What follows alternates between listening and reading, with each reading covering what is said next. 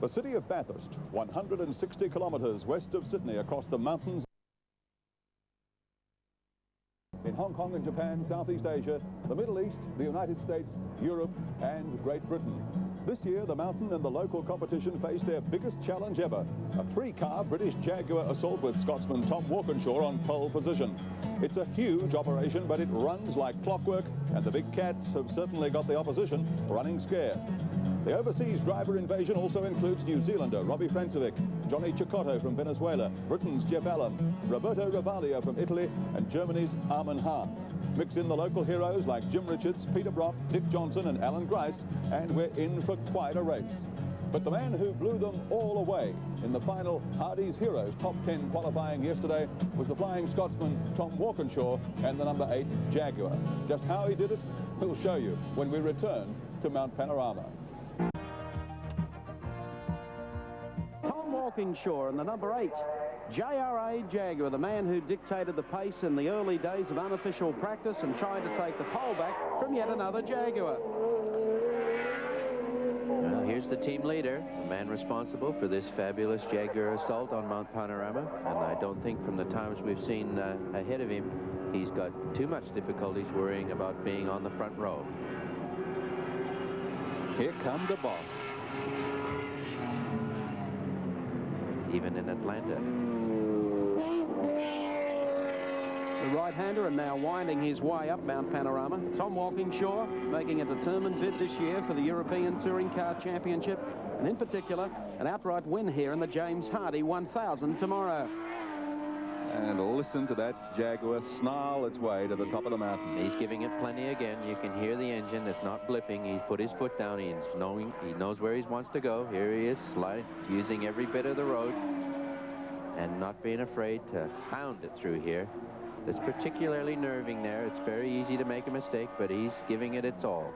He's showing us that here's one Englishman that's not afraid of this Aussie mountain. Oh, checking the halfway time at Castrol, the top of the mountain. This could be very, very sensational. We take race cam again. We're riding with Tom Walkinshaw for the James Hardy 1000 tomorrow. Look at him at work, the steering wheel. Just thought about going up a gear, but decided to feather it. Only natural to hold the gear change if you can. Pick up a fraction of a second. There he goes. Very snappy change.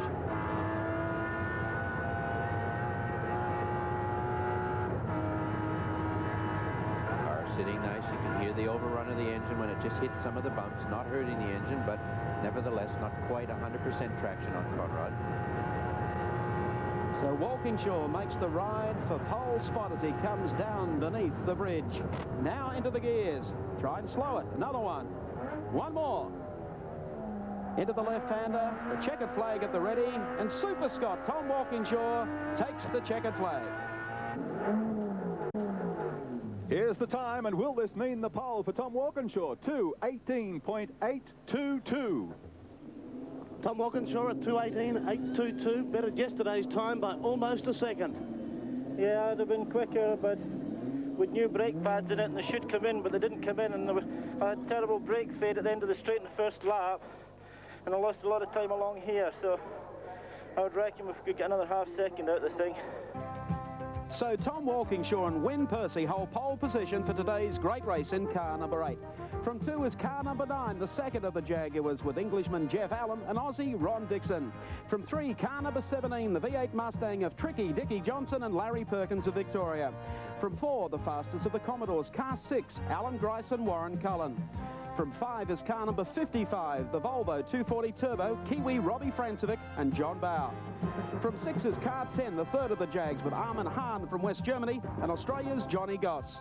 From 7 is car number 1, Australian champion Jimmy Richards in the BMW, co-driver Tony Longhurst. From 8 is car number 21, the BMW, Italian Roberto Ravaglia and Venezuelan Johnny Cicotto. From 9, car number 7, the Commodore of John Harvey and David Parsons, and rounding out the top 10, 05, the Mountain Man, Peter Brock and David Oxton. Today's James Hardy 1000. Hardy 1000 is not just another touring car race. In fact, now in season 85, Australian touring car racing has become international, finally. Gone are the days of the great big spoilers, the aerofoils and so forth. And now, the Group A touring cars are very much more like the cars that you and I drive. The advantages are obvious. In fact, with international touring car regulations, we can now exchange drivers, we can exchange sponsors, and of course, technical information now flows freely across the world.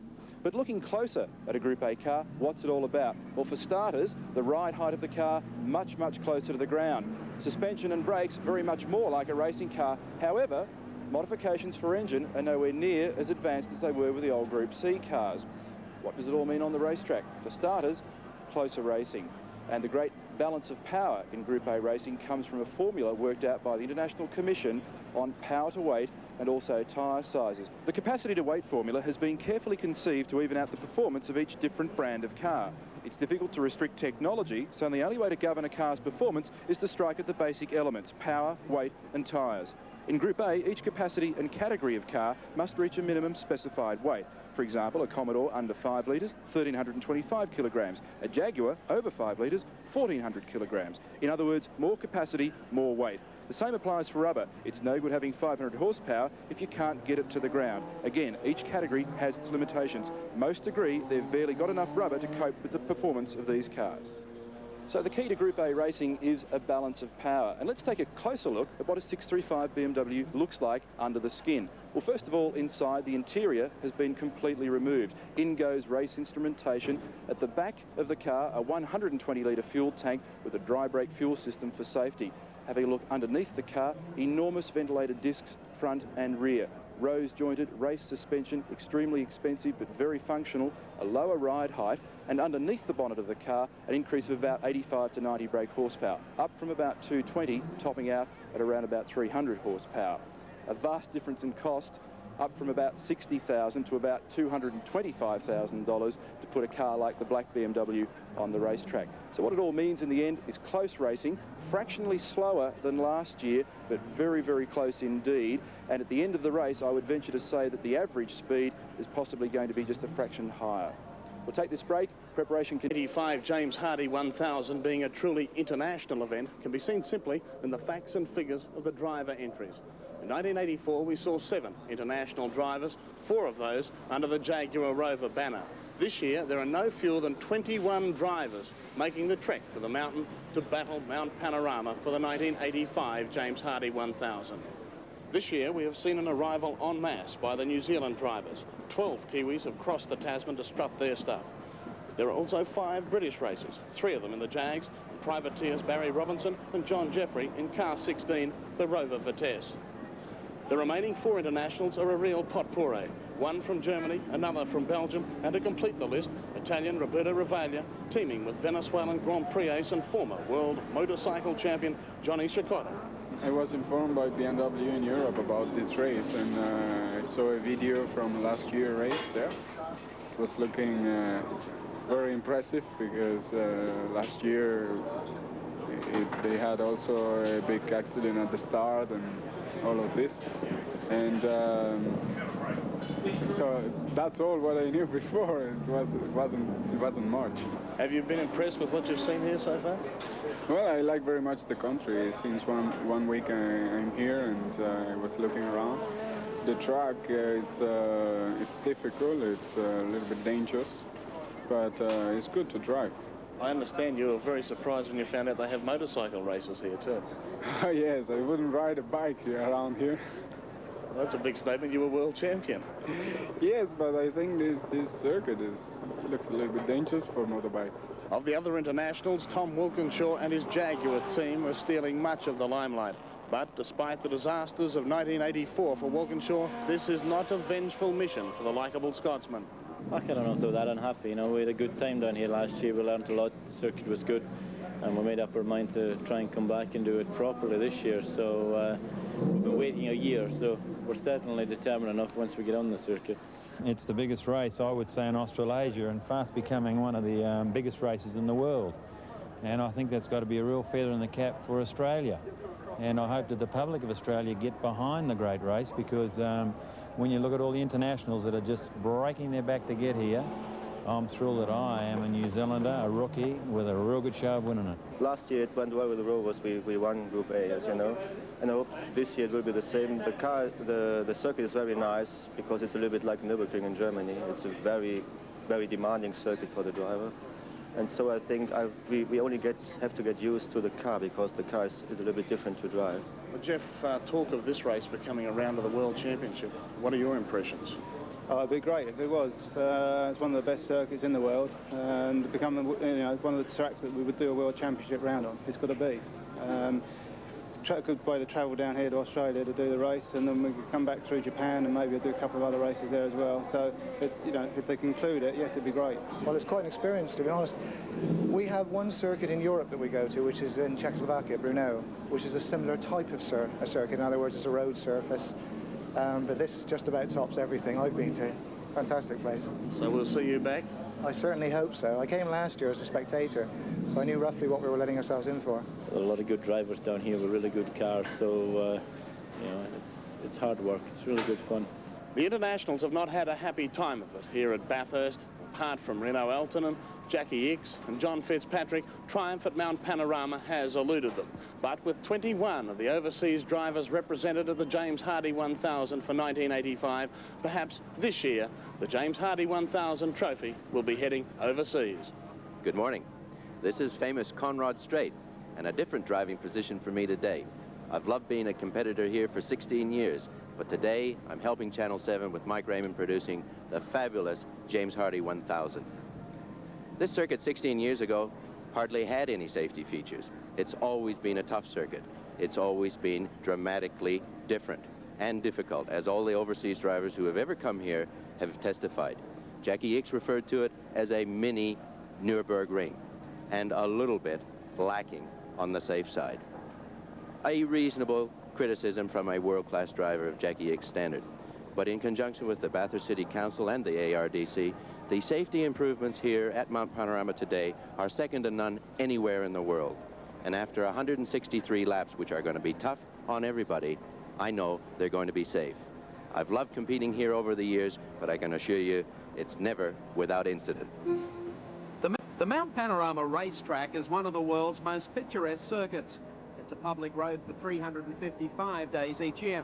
But the two-way traffic signals are covered at Easter for the annual Motorcycle Carnival and the first week of October for the James Hardie 1000. The mountain course is 6.172 kilometres in length and 830 metres above sea level. From the start line to the top of the mount, the road rises 200 metres, while the fastest strip of bitumen is Conrad Strait, 1.86 kilometres in length, and the V12 Jaguars should today top 280 kilometres an hour. Safety standards of the circuit have been upgraded each year, but the mountain remains the master, and it disciplines harshly those who treat it lightly. Sections of the track still haunt some drivers today. Memories are fresh of last year's race start, which saw Tom Walkinshaw fail to get off the line. Amidst the dust, he was collected by John Tesserero's Camaro and Peter Williamson's Toyota Supra. A year earlier, the approach to Reed Park claimed Kevin Bartlett's 9 Camaro after it popped a tyre and turret-tested the tortured tarmac. The left-hand sweep to Skyline was the trouble spot during the 1981 event. A touch between the Fords of Bob Morris and Christine Gibson produced sufficient congestion to in fact stop the race. Even more dramatic was the S's encounter back in 1969 on the opening lap. Two V8s brushed and triggered off a modern-day automobile Armageddon. Apart from a few bruises and severe eye strain from glancing in the rear vision mirrors, those involved either soldiered on or walked away cursing. Conrad Strait is the easy part of the circuit, but the approach shot from Forest Elbow has to be precise. In 1983, Dick Johnson caught the exit tyres while qualifying and went off in spectacular circumstances. His car was a write-off. Mount Panorama is tough on brakes, and Murray's Corner at the end of Conrad Strait will quickly detect any flaw. Japanese Mazda maestro Katayama will attest to this fact after his wild entry to the turn in 1977. Australia's internationally acclaimed public road racetrack has been called everything from terrifying to exhilarating, but the experts agree its character should never be changed. Position 11 is car number 3, the BMW of the Kiwis. low. From 12, car number 42, the Mitsubishi Starion of Kevin Bartlett, the former race winner, and Peter Mackay. And from 13, the sister car 43, the Starion of Peter Fitzgerald and Bradley Jones. From 14 is car 14, the Commodore of former world champ Denny Hulme and Ray Smith from New Zealand. From 15, car 20, another BMW, this time Jim Keogh and Gary Rogers. From 16, 31, another BMW, it's New Zealander Neville Crichton and George Fury. From 17 is car 11, the Rover Vitesse driven by West Aussie Tim Slako and Jeff Leeds. From 18, 27, the Commodore V8 of Alf Grant and John French. From 19 is car 39, the Commodore V8 of Graham Bowcat and Wayne Wilkinson from New Zealand. From 20, car number 47, the Alpha GTV6 of Colin Bond and motorcycle star Greg Hansford. From 21, car 4, the Commodore V8 of Peter McLeod and Graham Bailey. From 22 is car number 22, the BMW of Charlie O'Brien and John English. From 23, car 40, the Commodore of Terry Finnegan and Barry Lawrence. From 24, car number 41, the Commodore of Barry Jones and Tony Mulvihill. From 25, it's car 37, the Commodore V8 of Speedway stars Brian Callahan and Barry Graham. From 26, 44, the Toyota Supra of Peter Williamson and Thomas Mazera. From 27, it's car 32, the Mustang of Bruce Anderson and Wayne Anderson from New Zealand. From 28, car 12, the Jaguar XJS of Gary Wilmington and the captain, Peter Jansen. From 29, 33, the Commodore V8 of Mike Bergman and Bob Stevens. And from position 30, car 23, the BMW of Simon Emmerling and Trevor Hine. Gentlemen, start your engines. Yes, and Gerald Lascelles gives the starting call. Tom Walkingshaw just starting his engine at this moment. Jeff Allen doing likewise, and the engines start. Great drop. Mustang of Dick Johnson on the second row and the Commodore of Alan Grice now running. Door closes on the Francevic Volvo. A last minute word with the driver. The balloon's gone up on the James Hardy 1000 for 1985. Well, a moving start there by Neil Williams. God bless Australia. Jaguars on the front, Mustang and Commodore the second row, Volvo and Jaguar on the third row. Two BMWs, the black BMW of Jim Richards and the Johnny Cicotto, Roberto Ravaglia, Bob Jane car sharing that fourth row of the grid. Dick Johnson with race cam mounted beside him. Johnson, of course, in the left-hand drive Mustang. Armour Tube Mills car, the familiar green car that we've seen so much of in the touring car season here in Australia. There they are. 2-minute board is up. A couple of cars stuck in the exit from the pits as well. That's the John Budney Mazda and the Laurie Nelson Ford Mustang. They'll be starting from the pits at the rear of the field. But here are the top liners, Robbie Francevic and John Bowe, the Volvo. Alongside there, John Goss and the V12 Jaguar. Fastest man here on Friday, pipped by the boss yesterday. Well, a field of 52 starters. Starting 52, Steve Masterton in car number 2, usually a front runner, always a qualifier in the top 10. Problems with the Commodore. He hopefully has cured a few of the ills that the car had yesterday, but starting from the back of the grid has the job ahead of him. The two mobile dealer team Commodores, 05 and number 7. We're about 30 seconds away from the start of the 1985 James Hardy 1000 from Mount Panorama at Bathurst. And a scratching car 49, car 52, the Graham Moore, Michelle Delcourt Starion. It is not starting today. Car number 9. That's Jeff Allen. It looks like cooling fluid leaking out from underneath the car. Might just have been overfilled, perhaps, as it now starts to warm up. Well, there's cooling fluid coming out from under a couple of cars, including the 10 Jag and also Alan Grice's car. Probably leaking a little as they get temperature into the engines. Lights ready. The flagman just about ready for the start of the 1985 great race. Will the Jags lead first time across Mount Panorama, or will they be split by either Dick Johnson in 17 or Alan Grice in the V8 Commodore number 6? Well, if either of them is going to do it, they're going to have the boot in, because those big cats are very, very wide, and the pair of them are going to make quite a spectacular sight as they roar up Mountain Straight for the first time. About 15 seconds to go to the start of the James Hardie 1000. Crowds line the fence. The 10-second signal is out. Stand by for the 1985 James Hardie 1000. They're racing, and Walkinshaw gets a blinder, but so too does Johnson, and Johnson will split them, and so does Grice. Taking on the Jaguars, Walkinshaw made a blinder, but Allen missed the start completely.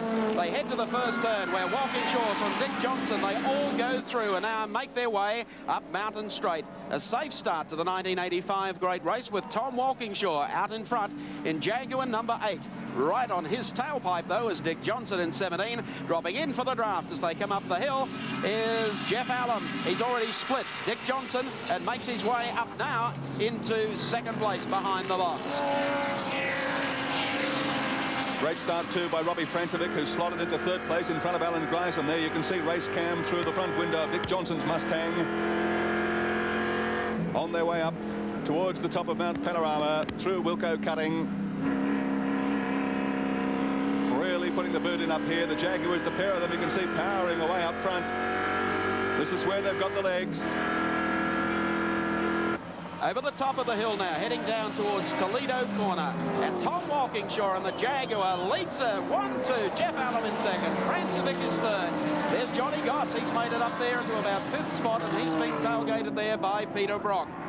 Across the mountain, Jags 1-2. Grice getting right on the tail now of Robbie Francevic. And Jim Richards also coming out of the draft, and a good start by Colin Bond. Big effort there by Peter Brock, up into 6th position, coming off 10th spot on the grid, and really hounding Johnny Goss in the third of the Jaguar entries, trying to get past.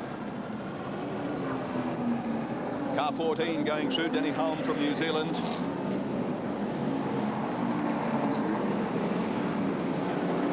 Down Conrod Straight now for the first time, the first of 163 laps. Dick Johnson initially grabbing a nice start, but something went wrong up towards the top of the mountain, because he's dropped back now. Has to fight back those placings from Robbie Francevic and Alan Grice. This is a shot from over the top of Conrod. Revalia, Kent Bagent, Graham Bowkett and Wayne Wilkinson. Then the rover of Tim Slako from Western Australia. The braking area now for the first time at Murray's Corner, and the man who'll lead them across the line at the end of lap number 1, Tom Walkinshaw, car number 8. Walkinshaw, Jeff Allen moving up on the, behind them comes Alan Grice in third, Francevic fourth, Johnson is the next one, followed by Goss. As they turn up Mountain Straight here, you might see there was a mishap on the back of the field. They're going up the mountain the first time.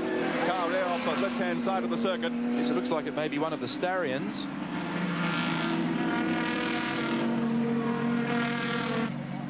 Oh, certainly is, and it's car number 43, which is the let me see, the Brad Jones, Peter Fitzgerald entry. Car 27, Grant and French, their Commodore also in there. Well, it's how they ended up nose to nose, I'll never understand, but there they are, parked there, and there they shall remain for the rest of the day. Walkinshaw again heads up to the cutting, coming out of there with teammate Jeff Allen in hot pursuit. Back in third, still Alan Grice. Robbie Francevic into fourth, and Dick Johnson sitting behind Francevic in the V8 Mustang number 17. Crowds throng the fence across the top of the mountain to cheer on the heroes. I don't think this is unexpected. Jaguar 1-2 in the early stages of the race. Will it remain that way? How long will it remain that way? Well, there's the shot out of the back of the leading car. That's the Tom Walkinshaw Jaguar, looking at Jeff Allen, the teammate, driving car number 9, and behind him, Alan Grice closes up appreciably over this part of the mountain. There's Grice. He's making a lunge at that 9 Jaguar. He's doing a very good job. Coming down to the exit of Valvoline Corner, now onto the straight. This is where the Jaguars really power down. Let's see what Grice can do here about hanging onto the tail of Jeff Allen. And you can see that he's not doing it. It's across the top. He picks up ground. One of the Marshall's cars there, heading around on the inside of the circuit. The field, though, passing by quite cleanly. Car stays across to the left. The Gerald K. Martin Power Commodore is in the pits as well. That's one of the early cars to the pit area on lap 2.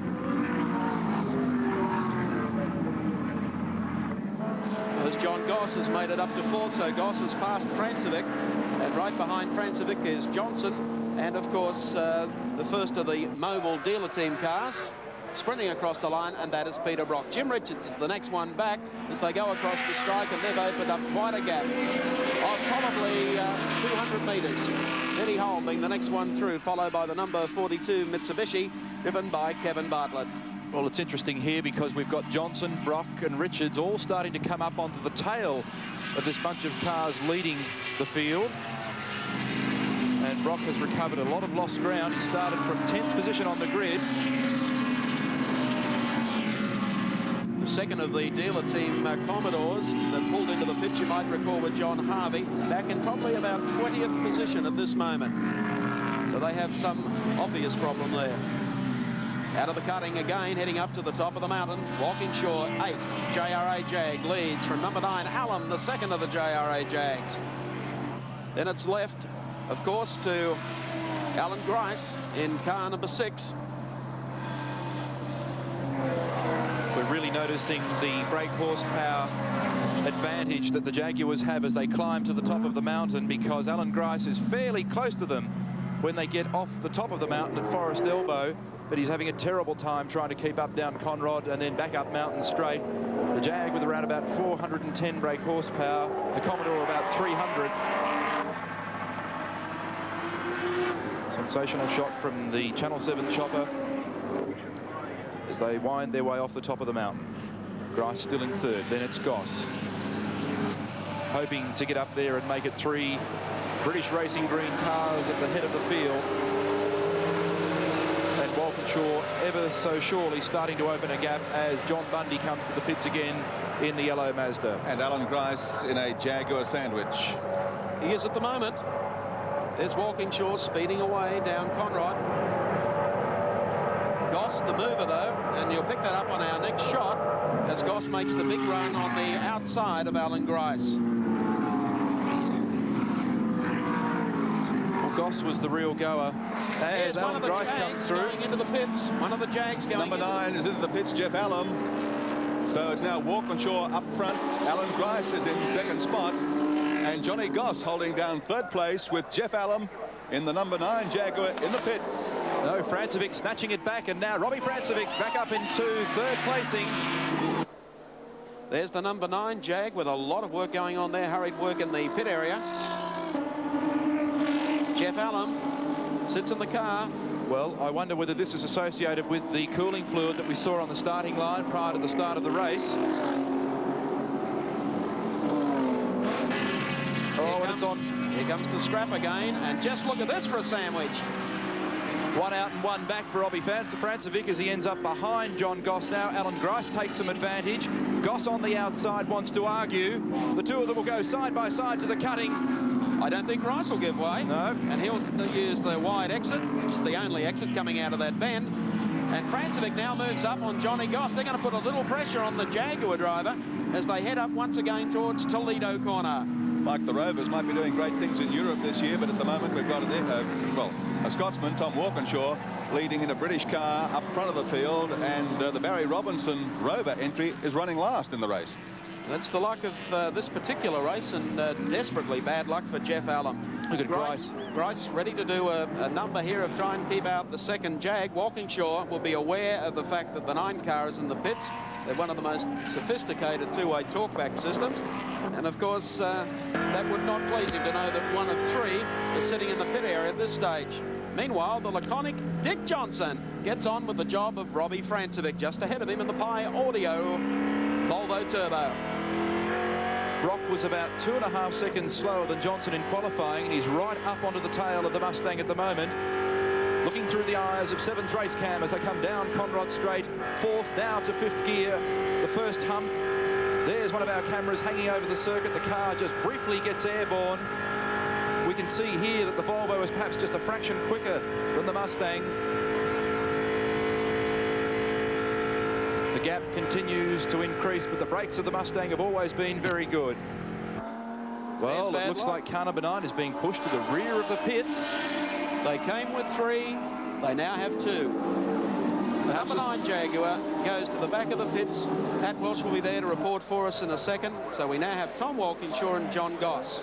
That's the car that did appear to be losing an excess of coolant on the grid just before the start, so perhaps it wasn't just an overflow. Jim Richards right in behind Brock here as well. This is a great dice. Grice, Francevic, Goss, Johnson, Brock and Richards. All the time, though, Walkinshaw is stretching the gap. Just look at this. Here comes Francevic and Grice. Goss parked in behind them. And if there's one... Oh, and Grice, I would say, has missed the gear. Yes. Goss has gone into the back of him. Grice pulling off to the left-hand side of the track. Is he getting mobile again? No, the car has dropped out to the back of that pack. It's left Francevic now in second spot. John Goss third. Walkinshaw already disappearing over the top of the mountain. Here comes Johnson. Wretched luck. Johnson's third, in fact. Goss in that little incident has slipped back to fourth, followed by Brock and Richards. There's problems for Alan Grice, whatever the problem is. That is not the place where he wants to park for the remainder of the day. Wretched luck. One of the fastest qualifiers, a fellow who desperately deserves to win this race. He's trying to crank it backwards, perhaps even try and start it, or at least certainly get it out of harm's way at that particular part of the track. Brock has his hands full with Jim Richards, as you can see. Francevic, Johnson. So the Volvo survives. Well, with one Jaguar out, that's the Jeff Allen number 9 car. For an update on that, let's go down to the pits and to Pat Welsh. Michael, as you saw, the Jaguar was pushed back into the garage. Andy Morrison, the team manager, is with me. Andy, what seems to be the problem? The situation is he appears to have been hit with some debris and it's broke the right front hand lamp, and the glass has found its way into the inlet track and it appears to have damaged the internals of the engine. I know you've got a lot of personnel here. Is there a chance of repairing the car and getting it back on the track? Well, they're quickly looking at the job at the moment, and if we can get the car back out, then we will do, but it looks pretty bad at the moment. OK, Andy, best of luck. It's back to you, Mike. Thank you very much, Pat Welsh. That's the strangest explanation I've ever heard. It's a bit like the old Pete Gagan. I had an electrical problem after the conrod knocked the distributor off. There's Robbie Francevic, and for all you Kiwi viewers looking at our telecast today, he's doing one heck of a job up there and has done one heck of a job during the Australian Touring Car Championship this year. The number 55 Volvo heads up Mountain Straight one more time. And meantime, there's not much happening, but that just backs up with the problems that they've had with the Jaguar. Difficult to understand how it would find its way in and do any damage to the engine, but, well, we'll just take it as read, and certainly they're doing some frantic work in there, but you can't afford to give away a start in this race, and if it takes them 10, 15, 20 minutes, half an hour to fix it, they're just going to have to go out there for the exercise. Alan Grice out of the car, bonnet and boot up, trying to determine what the problems are with car number 6 after having shortened the wheelbase of the 26 car earlier in the week when he put it into the fence up near Reed Park. This car here, Robbie Francevic in the 242 Volvo, the turbo, running the slightly softer Pirelli Radial D5 compound, softer than most of the guys that are behind him at the moment. So it's a question here as to whether or not he will have to come into the pits earlier, of course, to change rubber. So we might be looking at some sort of a false economy with his performance at present. Grice with boot and bonnet up might have a fuel line problem. Anyway, he's sitting there cooling his heels while Robbie Francevic is flying high across the top of Mount Panorama, lapping that RX-7 already. Johnson, for example, Gary, has gone for a harder compound and a different brand, Avon tyres on the Mustang, and behind him Peter Brock and Jim Richards both using the D3 Pirelli compounds. So they wouldn't be getting quite the same sort of adhesion that Robbie would be getting at the moment with the Volvo. But he's churning out plenty of horsepower, had some wastegate and turbo boost problems earlier in the week. And one of the good things about this combination in car number 55 is that John Bowe, the reigning Australian Formula 1 champion and champion from the previous year, is equaling Robbie's times in the car. And that's a significant thing in endurance racing. One other car that has been in for a quick stop is the Simon Emmerling car, the BMW. Has been in and out of the pit area very, very quickly indeed. Probably about a 15-second stop.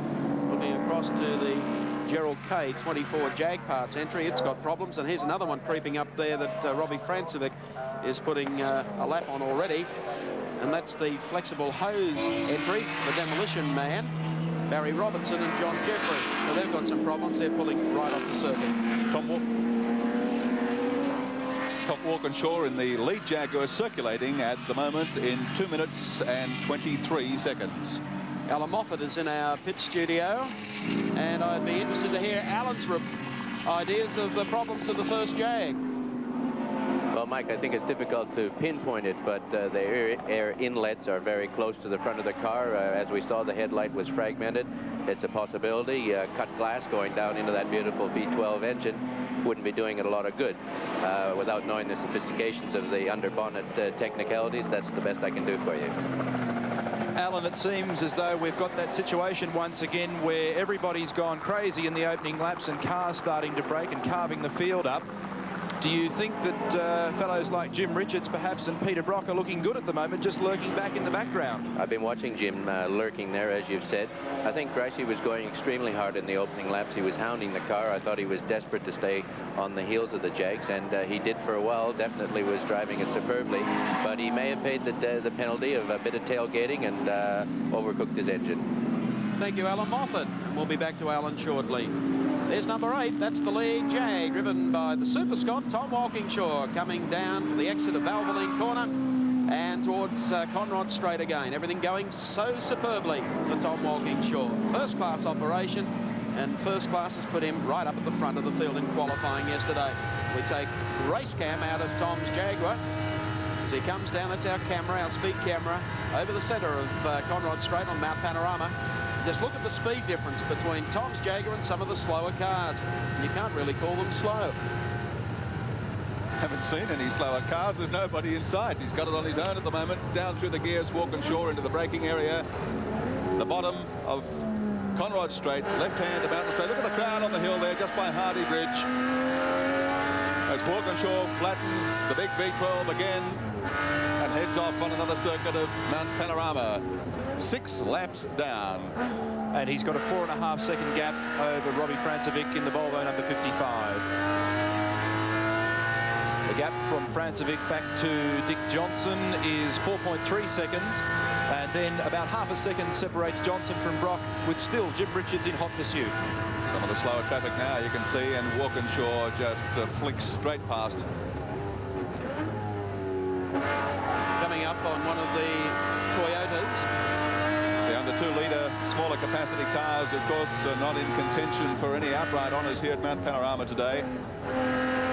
John Smith at the wheel of one of them, but circulating wisely and safely, we hope, particularly with the brute strength of the Jaguars touring Mount Panorama the way they are at the moment.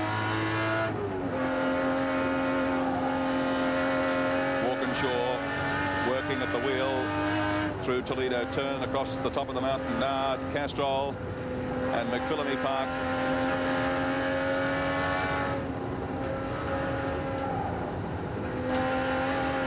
Coming on to Skyline. And now dropping down towards the S's, spectacular part of the circuit, a hard-working part of the circuit.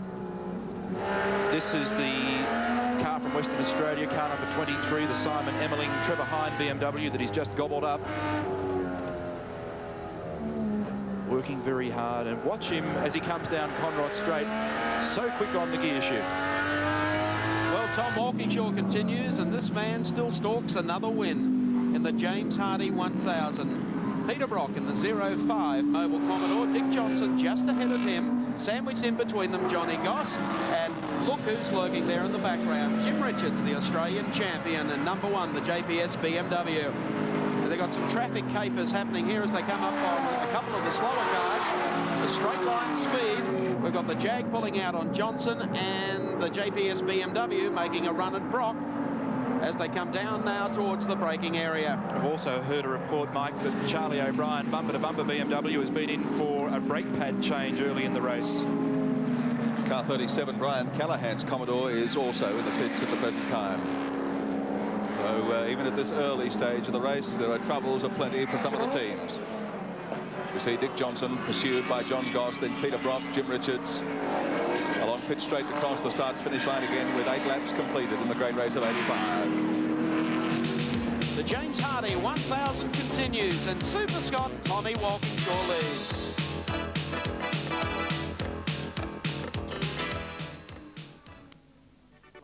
hand in the air as the field went by. And we also saw before the Scotty Taylor, Kevin Kennedy car, I think, with some smoke coming out the back. Those guys hold a record, you know. This is their 9th successive year they've partnered each other, Taylor and Kennedy, at Mount Panorama.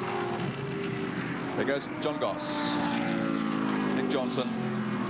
Robbie Francevic's got a pretty good gap on these cars now. He's holding down second spot with safety, and Tom Walkinshaw in the lead Jaguar car number 8 is not even in sight.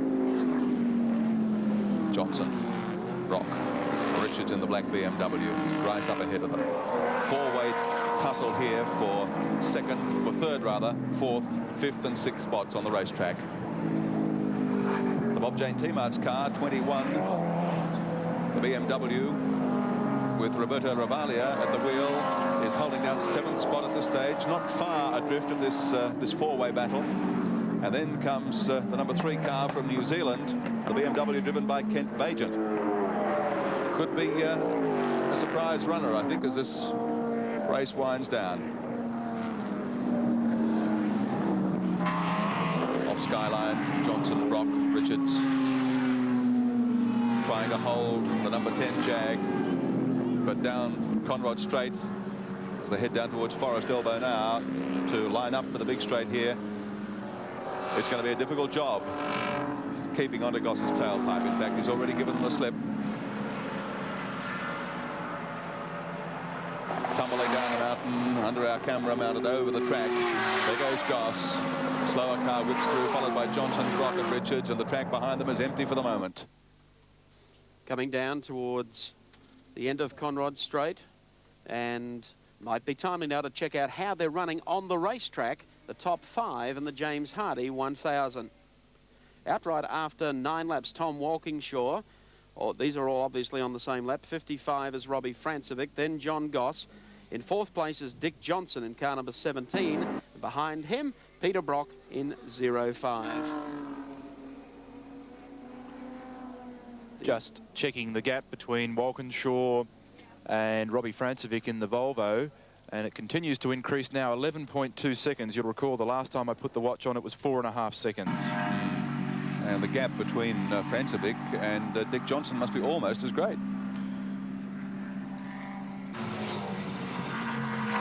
Watching Peter Brock's Commodore here, it seems to be just a little unstable in the parts of the course where the car gets light. It had a bit of a wobble coming down Conrod before, and it did just the same then on Mountain Straight. This is a shot from race cam out the back window of car 17, the Mustang, looking at the 05 Commodore, the Mobile Holden Dealer Team car of Peter Brock.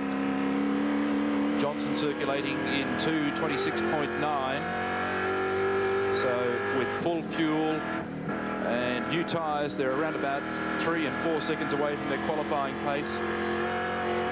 Commodore getting close to the back of the Mustang here across the top as they round up the Ken Matthews Commodore, and news comes through that the Laurie Nelson Mustang has been pushed into the pit lane.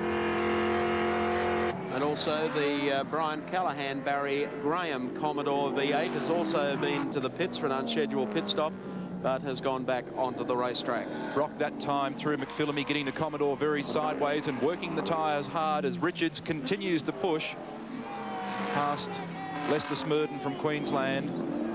The boys on the hill enjoying every moment of Johnson's performance.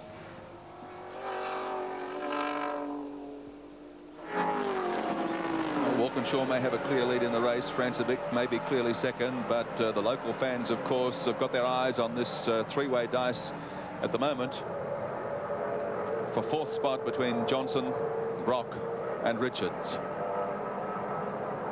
3 men who figured so prominently all season in touring car racing right throughout Australia. Very surprised at the form of Brock. Come right up onto the back of Johnson. So Dick Johnson, Peter Brock, 05, and Jimmy Richards continue their great scrap. It's been going on, as I said before, since the race started. They're sprinting out nicely. Goss has got away from them. In fact, Goss getting up on the tail of Robbie Francevic. Goss back to Johnson is now 4.9 seconds. Here's Johnson. The Mustang sounding very, very good. You can see Richards there just on the right of screen, just barely catching the left-hand side of the car. trying to get into the slipstream of the Commodore. Johnson covers his ground past the RX-7.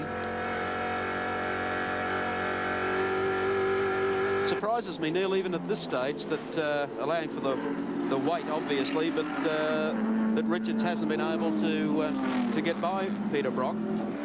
Perhaps he's playing to a game. We expect the Walkinshaw Jag in round about lap 30. The Commodore of Peter Brock's round about lap 40, and the BMW in about lap 55. Oh, goodness me. The pickup truck is on its way up the mountain. I hope nobody picks up the truck. Heading through Toledo Corner. This is all getting very interesting, isn't it? Richards pushing hard, you know. I think he might have a go here at Brock any minute. Yep. Richards is the flyer of the pack here as he gets onto the inside now of Brock, side by side at Skyline, and he gets him. What a manoeuvre. Very brave manoeuvre, but a wave to acknowledge that Brock gave him racing room. Johnson through the dipper. Richards has improved by 1 spot, and Brock back 1. It looks as though Johnson's right on the limit as well, because he missed the apex through the dipper there by a good 4 or 5 feet. Richards super clean. Not so clean for Peter Brock there. How often? Oh, Jim, we just took the words out of our mouths. Well, took the words out of our mouth, but 2 years ago, Dick Johnson took the trees out of the ground. How often have we seen this? Richards playing it cool and then reeling in the leaders. Is it going to be possible for him to reel in the cars up front, the British Jaguars? And of course, Robbie Francevic in the turbocharged Volvo, holding down 2nd place at the moment. Something you have to say for the Volvo as well, Gary, is that it's an incredible little performer. It's an under 3-litre car, and it's 2nd outright in the race. You reckon Robbie Francevic might have knelt in prayer this morning when it dawned a cooler and overcast day in Bathurst? Suits the turbo down to the ground. The shot here from the Walkinshaw Jag. Well, Tommy Walkinshaw continues to lead the 1985 James Hardy 1000. And Tom Walkinshaw is a very interesting man. Let's have a look at the stats on Tom Walkinshaw. 35 years of age, comes from Cotswold in the UK. Jagger, of course, ex-JS. He's been a veteran of 17 years, the current European touring car champion, winner of the Spa 24-hour race in 81 and 84, and British champ in 1980. Tom Walkinshaw from Scotland. He leads the James Hardy. And leads it clearly at this stage by about 13+ seconds from Robbie Francevic in the Volvo. John Goss in the number 10 Jaguar holding down 3rd spot. Then Johnson, Jim Richards, Peter Brock, and then Roberto Ravalia in car 21, the Bob Jane BMW. Changing down, Walkinshaw off Skyline, through the dipper and the S's. There's that truck. Give it a wide berth, Tom. This ought to be something new for Tom. He'd love that, wouldn't he? Terrific. I tell you what, he wouldn't be doing it at Silverstone. Brian Sampson in the Starion moves over to give Walkinshaw room, and he walks right on by. They had a fire in that car earlier in the week, and they blew a turbo on Friday, so they've had their dramas with the Starion. And look at the gap that Walkinshaw's got. Here's the dice coming up now onto the back of the Wilmington Jag. Johnson and Richards. Richards having disposed of Brock. They passed the truck on the way down. With Alan Grice's car on the back. It's heading back to the pit area, and here comes Jim Richards on Dick Johnson, coming down Conrod Straight. And Richards has been the mover in this race so far. Coming up to get now closer to the run to Robbie Francevic. Johnson has had the go-by. We'll see who wins this one under brakes. Down on the inside, Dick's going to have a go, is he? To the left-hander. So Jim Richards takes Johnson, moves away slightly as they go beneath the Hardy Bridge, and one more time along pit straight. The leading bunch have already put a lap on Steve Masterton in car number 2 with just 13 laps down. And John Goss has slipped by Francevic, so it's Jaguar 1-2 again on the track at the moment. Look at this, Johnson on Mountain Straight, puts the boot in. Close enough to have a chat. Dick gives him the thumbs up and a big smile and says, OK, pal, your turn. But he's got the inside run to the next corner, so Dick loses out on that one. I've got you covered, Dick. Dick lets him go. The track might be wide, but it's not wide enough to take the outside there.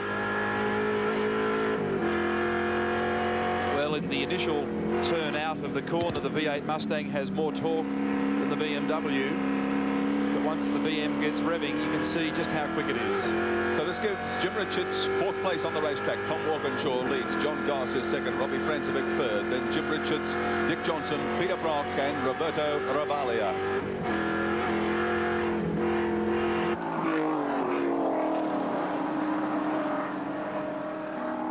So across Mount Panorama, we follow Jim Richards with Dick Johnson in hot pursuit. Tom Walkinshaw, though, still leads. The James Hardy 1000 for 85.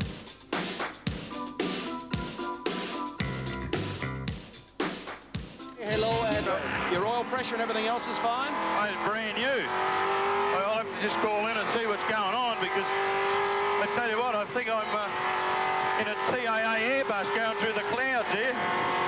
Dick, you had a problem like this yesterday. The same thing, do you think? It must be.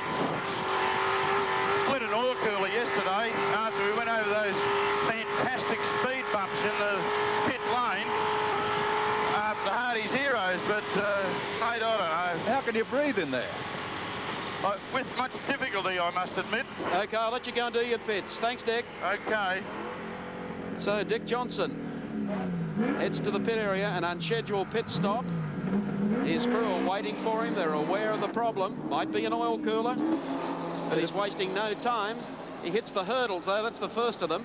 It appears to be coming out from the front left-hand side there. Yes, and it looks spilling. exactly like what happened yesterday, which, as Dick described, was the fault of an oil cooler when he was coming back up the pit lane backwards after Hardy's Heroes. He just grounded off on the deck. And there's the Jim Keogh BMW from Melbourne. This is a two-way piece of road, no. 50 weeks of the year. This is not the way to be looking at the oncoming traffic. Now, Jim has got a big problem. He's got the sand trap up there, so he can't get out, and he's right on a blind corner. Well, he's waiting for some indication from the flag marshals that the track round the bend there is clear to give him an opportunity to turn. Gary Rogers co-driving with Jim Keogh in this car. I wouldn't like to do a three-point turn there. No. I hope he doesn't, because he hasn't got any room to move. Meanwhile, mechanics are hard at work on Dick Johnson's car. But all oil over the extractors, I would think. Larry Perkins is down there. They have had a marvellous run so far in the lead up to the James Hardy. So confident, absolutely no problems with this car. The only drama they had was on Tuesday. They had little problem with the distributor drive, and such cruel luck for Dick Johnson. Working frantically, trying to clean it off for a start before they can get to the root of the problem. Larry Perkins co-driving with Dick this year, head under the bonnet.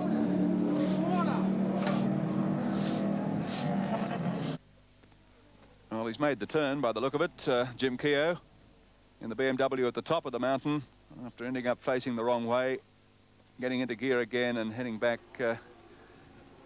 down the mountain, while Dick Johnson waits impatiently behind the wheel of his Mustang in the pits. Oil, look at it running, goodness me, like a flood. Is it oil or is it water? They seem to, I can hear Larry shouting water all the time as Dino works there at the front of the car. They're pouring water into it for some reason. Keep it slow, Just, listen to Larry in the background there.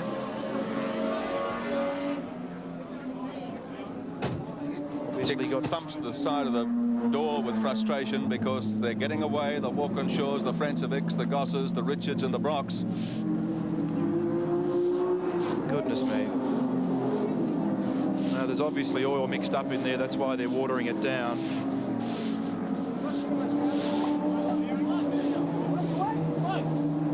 Well, they carry out their work for a bird's eye view of the action. He's certainly got that. Pat Welsh. Dick, any idea at this stage what's wrong? Yeah, it split another damn oil cooler by the look of it.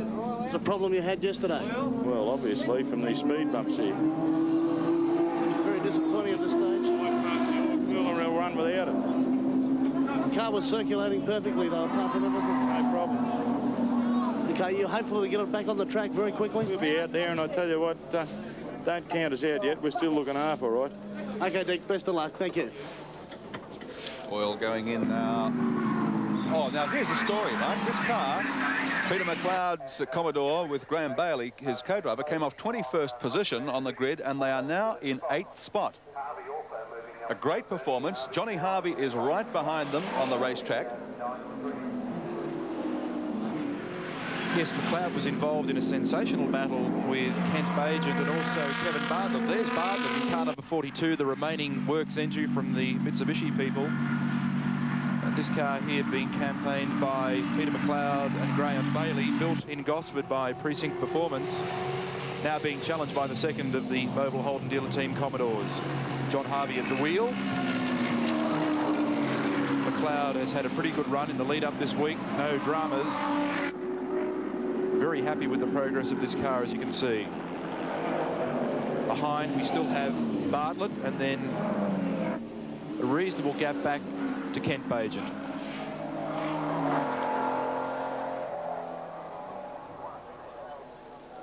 McLeod pursued by Johnny Harvey across the top of the mountain as we take a check of the top 10 with 17 laps down in the James Hardy 1000, and it's Tom Walkinshaw, the number 8 Jaguar, in the lead from Johnny Goss in the number 10 Jag. Then comes 55 Robbie Francevic, and car 1 Jim Richards. Car 5 is in 5th spot, that's Peter Brock in the Commodore. Car 21 Roberto Ravalia in the BMW holds down 6th. Then Peter McLeod, whom we just saw in car number 4, followed in turn by John Harvey in car number 7, the second of the dealer team Commodores. Kevin Bartlett in the Starion going extremely well in 9th place, and Kent Bagent in the BMW from New Zealand, currently in 10th spot in the James Hardy 1000 for 1985. So Tom Walkinshaw continues to lead on lap 16, the JH 1000.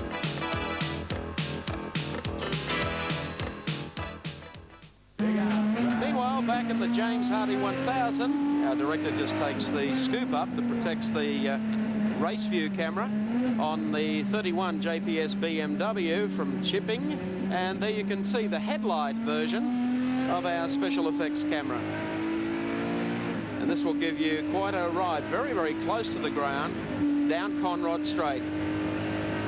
Don't forget the edited highlights of the 1985 James Hardy 1000 at Mount Panorama today. Will be available from Tuesday, October 8 on a 1-hour Beta or VHS cassette with stereo sound, incidentally, from AtLab Australia, Television Centre, Epping, New South Wales. I'll tell you what, it's not bad. The cost of only $20 per cassette and $3 for postage and handling. All the highlights of the JH 1000 today. Don't forget AtLab Australia, Television Centre, Epping, New South Wales 2121. Dick Johnson's back on the track, Mike, after that oil seal problem, and he was in there for 5 minutes 40. That's a long time, 2 laps around here. Well, it's still a long, long way to go. We saw only too well out of the recent Castrol race at Sandown. Jim Richards was well and truly out of it, but as all the cards fell later in the afternoon, he came back through the field. Our 2 men in the pits, of course, Alan Moffat and Pat Welsh. Time now for a pit report. Well, Alan, can Dick come back? It's awfully hard to drop that amount of time, and so despairing for the crew. I'm almost crying for them. Sitting here next to Jill, watching them, I know the effort they put into a team like that, and if that is determined to be a result of those speed humps, they were an idiotic idea in the first place. Most of the drivers didn't want them, but in the interest of pulling down the speeds in the pit lane because the mechanics are hanging signs out against the wall, we now have one of our lead teams running in a second-rate position. I can't say enough against them if that proves to be the point. I think we heard Neil Crompton say that Dick has had virtually a trouble-free week. He's looked so relaxed with Larry Perkins helping him, and now to hit this sort of trouble this early in the race, it's a tragic blow. Small cracks can develop. Oil is one of the thicker than water. It doesn't always come out. It's not under high pressure like the engine system is.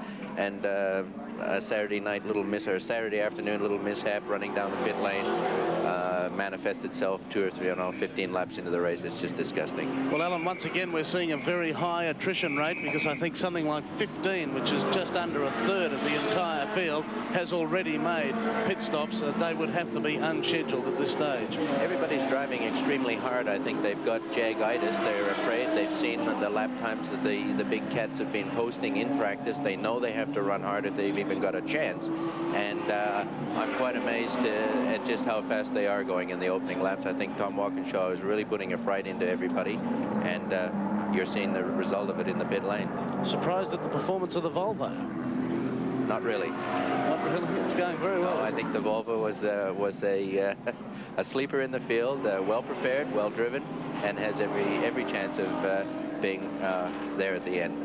Okay, Alan, Mike, as you've heard, a fairly high attrition rate here so far. 15 or 16 cars have made unscheduled pit stops. And, of course, we're looking forward to the scheduled pit stop of the 8-car, Tom Walkinshaw's Jaguar, scheduled for around about after 33 laps. Okay, Paddy Welsh, we're following Kevin Bartlett, of course, in car number 42. Yes, the leader of the under 3-litre division, Mike. And as I said, sensational performance so far by this the smaller capacity car, Kent Bagent, in the number 3 BMW from New Zealand. And as you can see, Dick Johnson having had, oh look, smoke still from Dick's car. Maybe it's just excess oil burning off. But Bartlett has really done it well to be in 9th spot on the track at the moment. He's only just behind Peter McLeod's Commodore, and as I said, just ahead of the BMW of Kent Bagent. Peter McKay co-driving with Kevin Bartlett here at Mount Panorama this year. Peter, motor racing writer, of course, and they'll have plenty to write about after today's race, I'd imagine. Let's check on just who's out of the race at this stage. Fitzgerald and Jones crashed lap 1, as did French and Grant. They crashed together. Alaman Dixon, the big Jag number 9, went out on lap 2 with engine trouble. Grice and Cullen, we're still not sure what happened to their car, but on lap 4 going up the mountain, Grice just pulled off to the side and stepped out. The position, sorry Michael, the position is that Kevin Bartlett is leading the smaller capacity cars at the moment, but Tom Walkinshaw is certainly leading the race. Kevin Bartlett goes through, but Super Tom is out front. The James Hardy 1000. Although Goss is actually catching Walkinshaw at a fairly great rate of knots, because Walkinshaw had a lead of nearly 15 seconds over the nearest car at one stage, so Goss has pegged that back by a third and making a big run on the leader. But Robbie Francevic is doing a great job to hang on to the tail of the Jaguars at this stage in the 4-cylinder, remember, turbocharged Volvo. Which, of course, is not a bad effort when you consider he's now 3rd outright and 1st in his class. So he's doing exceptionally well. But the Davison Kramer Mustang in the sand trap. Not a great day for Mustangs, is it? Because our New Zealand viewers will be saddened to hear that the Anderson brothers Mustang just a few moments ago was rolled off behind the pits and looks like it may have run its race. But this one, he's also gone into the fence. Apart from just lobbing into the sand trap, you can see the bonnet on the car pretty second-hand. This is just up in that new sand trap area, isn't it? Coming up towards it's just here at the end of pit straight, yeah. Well, he's gone off because the front of the hood is somewhat rumpled, and I'll tell you what, that's going to be in there for quite a spell. I wish them well with getting the car out, but wretched luck, that combination. The car been running very, very well here for the last few days.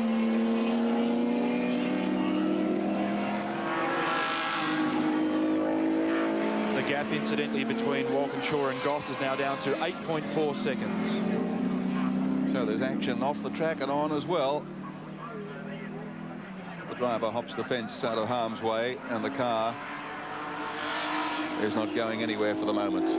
Robbie Francevic, whom we were talking about a moment ago, is in fact just about to go past the crash site and wend his way up Mountain Straight once more. And the gap between Francevic and Richards, who we see here, 4.5 seconds. Here's the race leader coming up on Gary Wilmington's Jaguar. Car number 12, the private entry Jaguar, and gives him the slip pretty smartly. He's still running very, very strongly at the head of the field. Tom Walkinshaw picked up with race cam coming up over Toledo corner. Little guy who works very, very hard in the cockpit and does a lot of professional race driving. Been campaigning the Rovers during the European Touring Car Championship this year in Europe. In fact, was in France last weekend for the last round. He'll be on his way home tomorrow morning, heading to Estoril in Portugal for another round of the ETC. It's amazing, you know, you'd ask yourself the same question about Tom Walkinshaw as you would of Neville Crichton. How do these guys manage to find time to do all of this and run multi-million-dollar business empires at the same time? Well, Tom Walkinshaw certainly runs a multi-million-dollar business empire, and we'll detail that for you a little later on during today's telecast. In the meantime, though, he's catching up cars very, very quickly on Conrod Straight. Absolutely flying through there. Here he comes. Watch him down through the gears. While we're looking at Tom Walkinshaw, Steve Masterton is back in the pits in car 2. And the report that I've had on the Grice car is the rotor button in the distributor has failed. They're going to fix it and the car should rejoin the race. Car 34 is another one that's just returned to the pits again. That's Scotty Taylor and Kevin Kennedy in the Xerox entry, having wretched luck. This is about the second or third time that they've been in. But of course, they're not the only ones. They're not on their lonesome. It's been pretty hectic over there today. And Masterton exiting the pits, the man who started from the rear of the grid, an unusual experience for him. And also the British Rover entry is in the pit. Busy as blazes over there, as they say. And of course, one of the first in today was the number 9 Jaguar, driven by Jeff Allen and Ron Dixon. I think we've got Ron over there at the moment with Alan Moffat. Yeah, thanks very much, Gary. Well, Ron, as Tom Walkinshaw's agent in Australia, you did as much as anyone to get this fabulous JRA team to Bathurst, and here you are spectating. Very disappointing. Well, yeah, but that's the way motor racing goes. They had a bit of a shunt in the first lap, and some headlight glass got caught up into the intake, and that's what stopped the engine. So it is a shame, but you of all people would know that those sorts of things happen in motor racing, and I think the Jaguar people accept that. They've been in it for a long time, so we just hope we get the other 2 cars home 1-2. Well, a tremendous credit to you for getting these fine team all the way from Europe, and we hope you're back next year and behind the wheel as well. Thanks, Alan. Thanks very much. Thank you, Alan Moffat and Ron Dixon. I know how disappointed he must feel. As Alan pointed out, he put the whole package together, the transportation and the accommodation and everything else in conjunction with JRA. And to have to sit out the race after being almost assured the fact you're going to get a finish in the top 5 or 6. Mike, the Peter Williamson car number 44, the Supra, is in the pits, and here's the McClure Ellis Commodore trying to back its way up Mountain Straight. Shoo, only just got out of the way in time too. There's a wheel that they didn't need, and meanwhile, number 8 continues to lead with Super Tom up front and doing it very, very easily. In Tom Walkinshaw, incidentally, is averaging about 2:23 as he leads the James Hardy 1000. Peter Williamson in for a very, very quick pit stop. It was in car number 44. Spark plug problems. Spark plug problems for Peter Williamson, but he now rejoins the race in car number 44, the Toyota Supra. Meanwhile, we're back carrying race cam with Tom Walkinshaw. And it's good morning, Tom. How easy does it seem to be going so far for you? Well, all I'm doing is nursing the car along, trying to keep off the bumps and keep out of the trouble in the traffic. The biggest problem you have is to avoid stones when somebody has a moment and knocks some stones across the circuit. But apart from that, it's okay. What about the traffic out there? There seems to be a lot of it. Yeah, it's busy at the Piccadilly Circus in the rush hour. It is that, lad. But tell me this, are they all obeying the signals? Are they giving the fast cars a fair go? Yeah, the guys are fairly good, actually. It's a lot better than an ETC race, where most of the guys drive around as if they don't have mirrors. But most of these chaps are looking, so it's quite good. Well, you must be happy everything's going well for you, and at least you're avenging those terrible memories of last year. Yeah, it's got okay at the moment. It's a long way to go. Well, at least, Tom, you got off the starting line, and that's got to be a plus. Yeah, I was taking it so steadily, I just went off at a crawl. Let you get back to it. Thanks for the talk. We'll come back to you later. Thank you. Tommy Walkinshaw.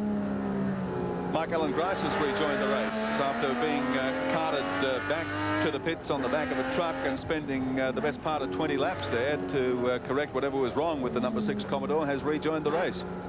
Well, at least he's back in. It's a long way to go, but he spent a fair time out of it. This looks like the best of British. Yes, the best of British is correct.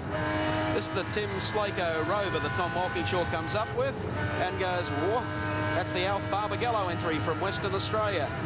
And he's been performing very, very well here throughout the week. There's the speed difference, the end, as they come down Conrod Straight. But the scrap so far surrounds Robbie Francevic and the ever-closing Jim Richards. Francevic and Richards nose to tail as they take the corner at Forest Elbow and onto Conrod Straight. And this really is a great dice. Jaguars running first and second, remember, Walkinshaw and Goss, and then quite a gap to these two cars, but you couldn't put a thumbnail between Francevic and Richards as they come down towards the braking area at the bottom of Conrod Straight.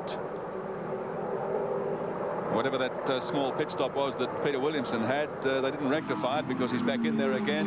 Now let's see what happens here. The bonnet's up and they're working on it. Under brakes, Richards is catching Francevic. He's got him. He's got the line through the corner. And Jimmy Richards takes third place in the James Hardy 1000. Francevic's coming back to have another crack on the straight. Foot flat to the boards. The turbo wound up.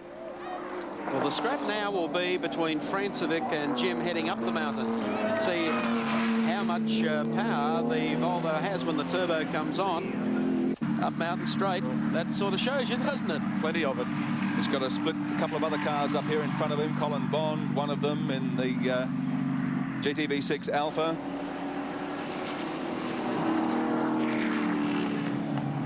Closing rapidly on the slower cars now. The Xerox Commodore just in front of Francevic. He gives it the slip. Snookers Jim. Jim pulls out, gets the pass as well. Now they begin to reel in Colin Bond in the smaller capacity Alpha.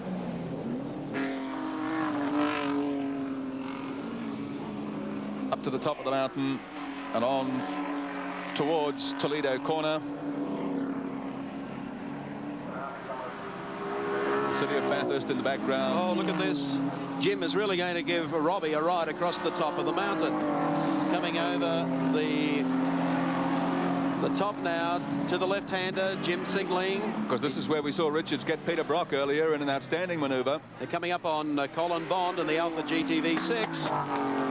As they come down, they've got a pace car on the circuit, but it stays out of harm's way, moves to the outside. Through the dipper, Richards ready to pounce on Robbie Francevic. And of course, one of the vehicles that had stalled up there being taken back to the pit area. So Robbie Francevic comes out onto Conrod Straight. Just look at the traffic congestion in front of these two. They're going to try and wend their way through the middle of it. This will be exciting stuff. Barry Robinson in the Rover gets the blow-by as they come down. Colin Bond has spotted them and has moved as far as he can away. Jim Richards, and they have Peter Brock very, very close indeed as they pass the slower cars and continue their duel. Robbie Francevic having a super ride for New Zealand in the James Hardy 1000 as Jim Richards, another Kiwi, takes back the spot. That car, the yellow Commodore, on the run through the dipper. And Revalia doing very, very well indeed in the Bob Jane entry. Well, we're just over 1 hour into the James Hardy for 1985. Let's give you the first hour update with Steve Rebellion.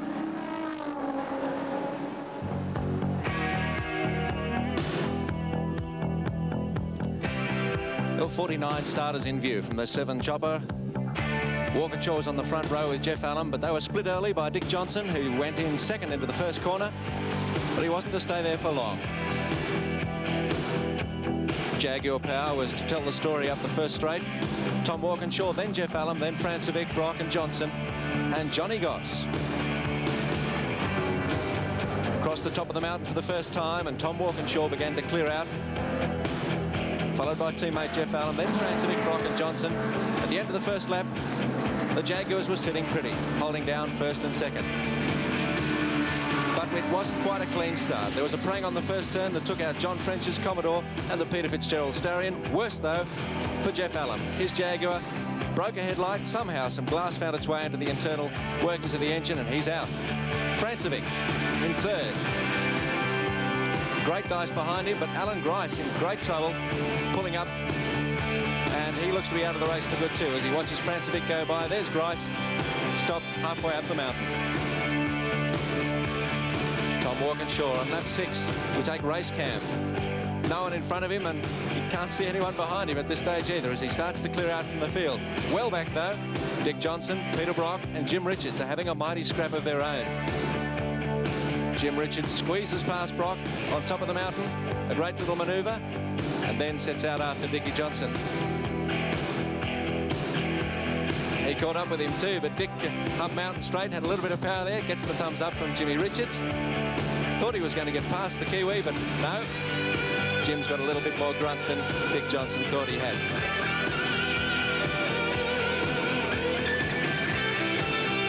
Things came unglued for the Dick Johnson Mustang, though. Oil problems again, the same ones that struck him yesterday. He's got an oil cooler problem into the pits. Larry Perkins has a peek in to see what the problem is. The water goes on to cool things down. Valuable minutes lost. Jim Keogh had a spin at the top, and not a good place to try and turn your vehicle around. Dick Johnson lost 5 minutes 40 while he had that oil problem sorted out. Good couple of laps. Robbie Francevic doing it well for New Zealand in a 3-litre turbo Volvo in third place. Setting out after the Jaguars. And there's another Mustang out. The Davison Kramer Mustang, no place to park your car. And Tom Walkinshaw, the man with the quick hands and the quickest car, leading after the first hour. Back on the mountain, Tom Walkinshaw continues to lead. This car, 21, is in 6th place and is doing quite well for itself. Thank you very much. The Peter Williamson car, 44, Toyota Supra, as we saw, has made a couple of quick pit stops. Let's see if we can find out from co-driver Thomas Mazzera what the problem has been. Thomas, what seems to be the problem with Peter's car? We had a problem for last 4 days with the motor. Actually, it's missing, and we can't really adjust the mixture because once we go up to the mountain, it's just to reach, you know, and the engine starts missing and hasn't got any power. It's a shame. It's been a good season for Willow, hasn't it? It was good 3 weeks ago at Sandown when we finished third, but in here, it's no luck for us in here. Of course, the Williamson car in the early stages, blue black box electronic fuel injection control. They've got a new one in, but it's obviously not quite right. Roberto Ravaglia is doing it quite right. Thank you very much. On Mount Panorama in car 21, the Bob Jane T-March BMW. His co-driver, the former world motorcycle champion from Venezuela, Johnny Chicotto, as they go up through Toledo Turn. Ravaglia from Italy, an interesting man indeed, a man with a wealth of experience, and he's putting it to good use here on Mount Panorama.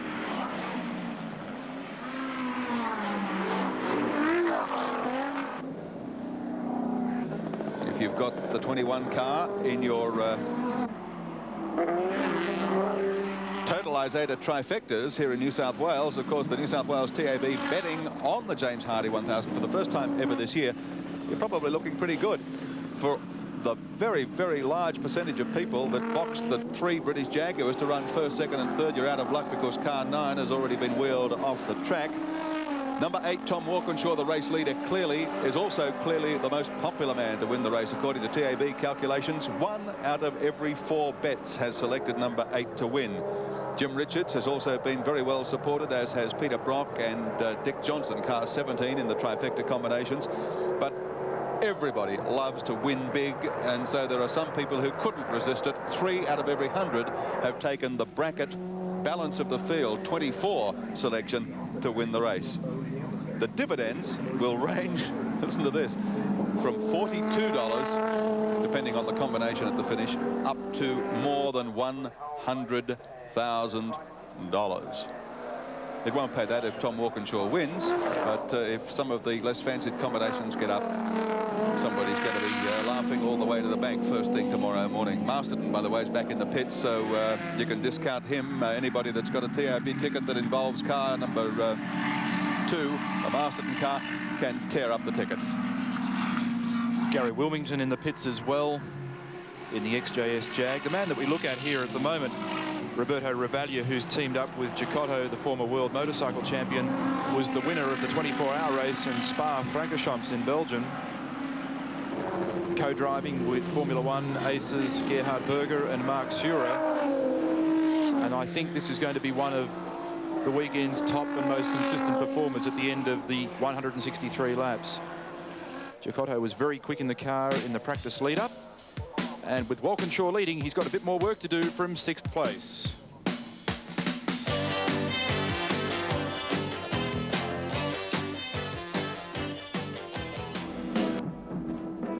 Peter Brock, who is no stranger to Mount Panorama, it might be time to take a look at what makes Peter Brock and his record. Peter Brock has an exceptional record, particularly here at Bathurst. 8-time winner. He's been second in 73, third in 76 and 69. He's 35 years of age, of course, from Victoria. Commodore, of course, he's a big Commodore man. He's been driving them the last several years, and they've done him very proud indeed. 17 years in racing, 17 starts at Mount Panorama. And he's still on the move in the 05 Mobile Commodore.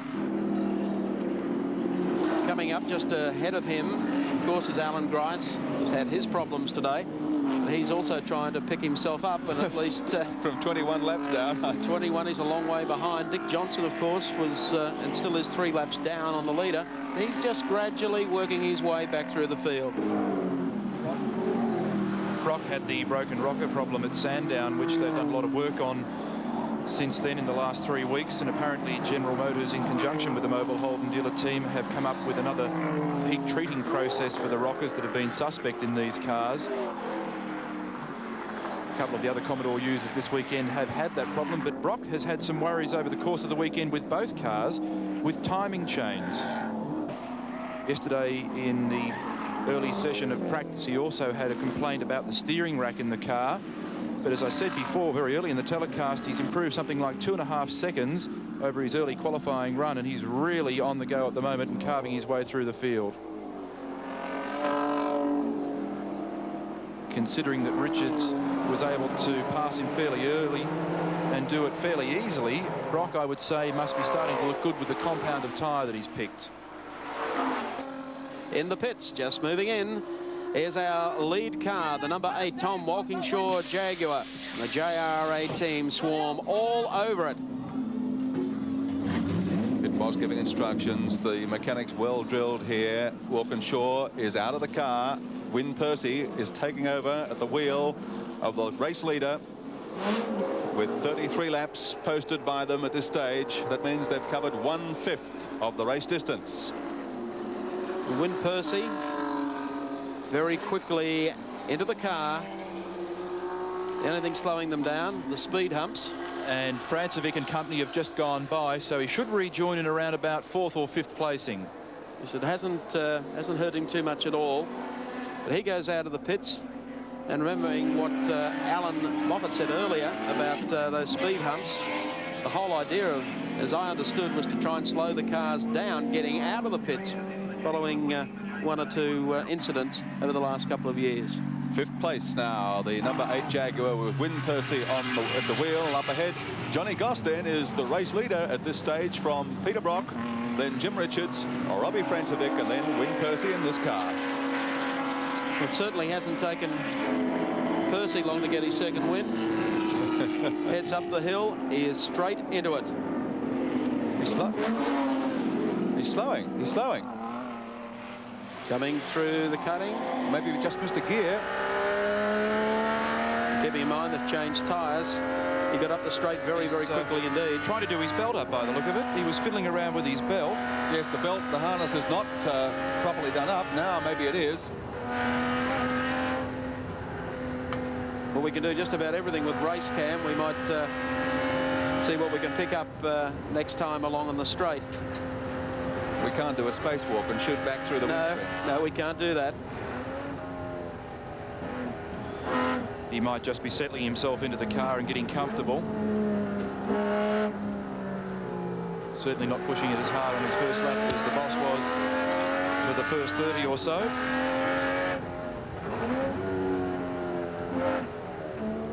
The car that Peter Williamson's been driving this year in the Australian Touring Car Championship and Australian Endurance Championship is the car that Win Percy used to run in 1984. And here is the Gary Rogers, Jim Keogh entry with Rogers at the wheel, I believe. They came into the pits before.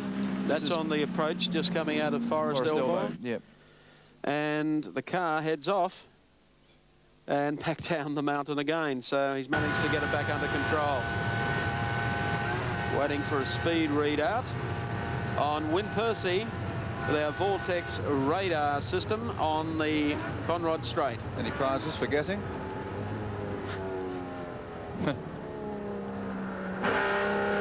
255.03 kilometres per hour. That's a bit short of the best the Jags can do down there, but as we saw, Win Percy really didn't have the boot right in on his first lap in the car, having taken over from Tom Walkinshaw.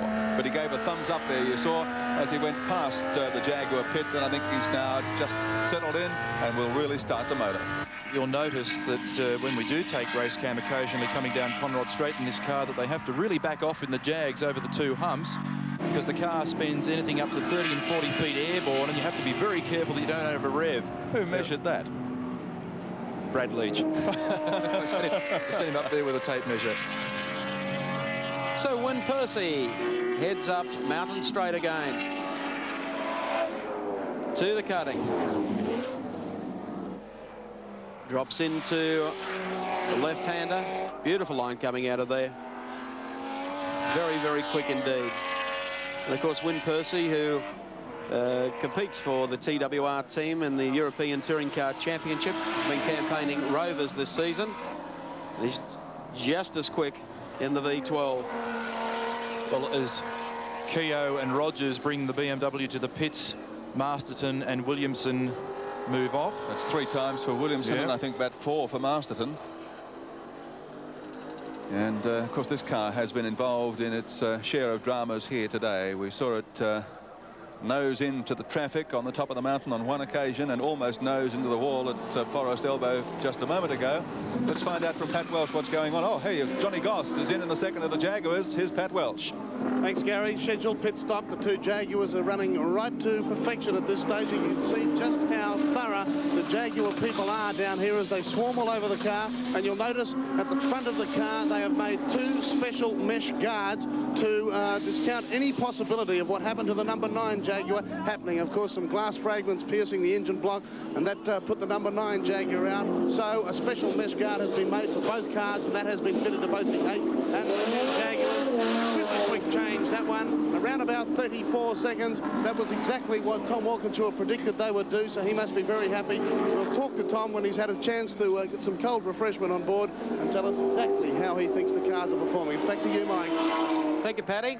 Well, Armin Hahn, West German driver, steps in for Johnny Goss and rejoins the race. And at the moment, Jim Richards is the race leader in the black BMW, car number 1, just ahead of 05 Peter Brock, then 55 Robbie Francevic, car 8 Win Percy, and here's car 10 with Armin Hahn at the wheel, rejoining the race.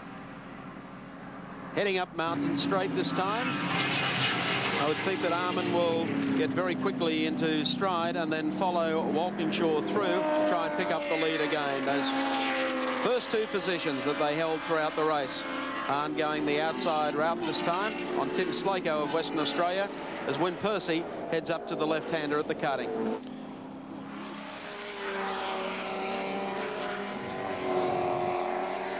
Armin Hahn, the West German driver who came here last year and combined with Jeff Allen to take out the Group A category, which was run as a minor class in last year's great race, but of course the entire race being run under international Group A regulations this year. Across the top of the mountain, Armin Hahn at the wheel, so he's been around Mount Panorama successfully previously in a Rover and knows what it's all about.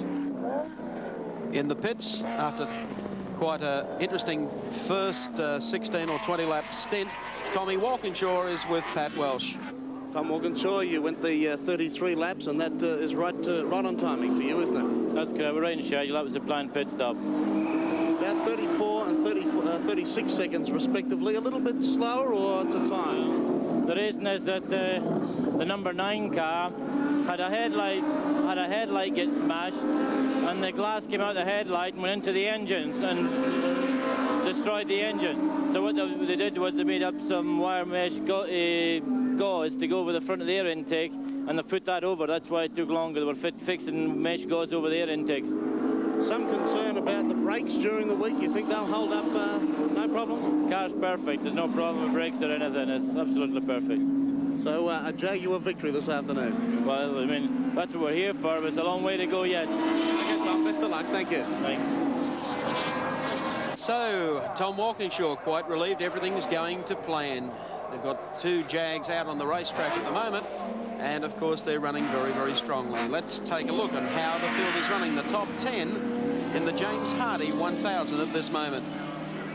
Jimmy Richards, the touring car champion, leads in the black BMW from 05. Peter Brock in the dealer team Commodore, and Robbie Francevic in car 55, the turbo Volvo. 4th spot is held by car 10. That's John Goss in the Jaguar, followed by Win Percy in the number 8 Jaguar. Then we've got car 21. That's the Bob Jane BMW with Roberto Ravalia at the wheel. John Harvey driving the second of the dealer team cars, number 7, and Peter McLeod at the wheel of the number 4 Commodore. Kevin Bartlett in there in 42, the Mitsubishi Starion doing so well, and 22. The BMW driven by Charlie O'Brien and John English, an excellent performance. Then another BMW, the New Zealand entry of Kent Bagent and Neil Lowe. Also from New Zealand, car number 14, Denny Hulme and Ray Smith. And then Neville Crichton, another New Zealander. By gee, there's a brace of them here, partnering George Fury today in the second of the BMW's car 31.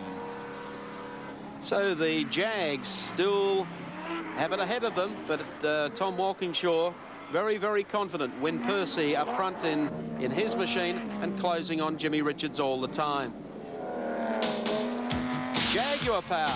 Will it strike back and grab a BMW? We'll find out shortly.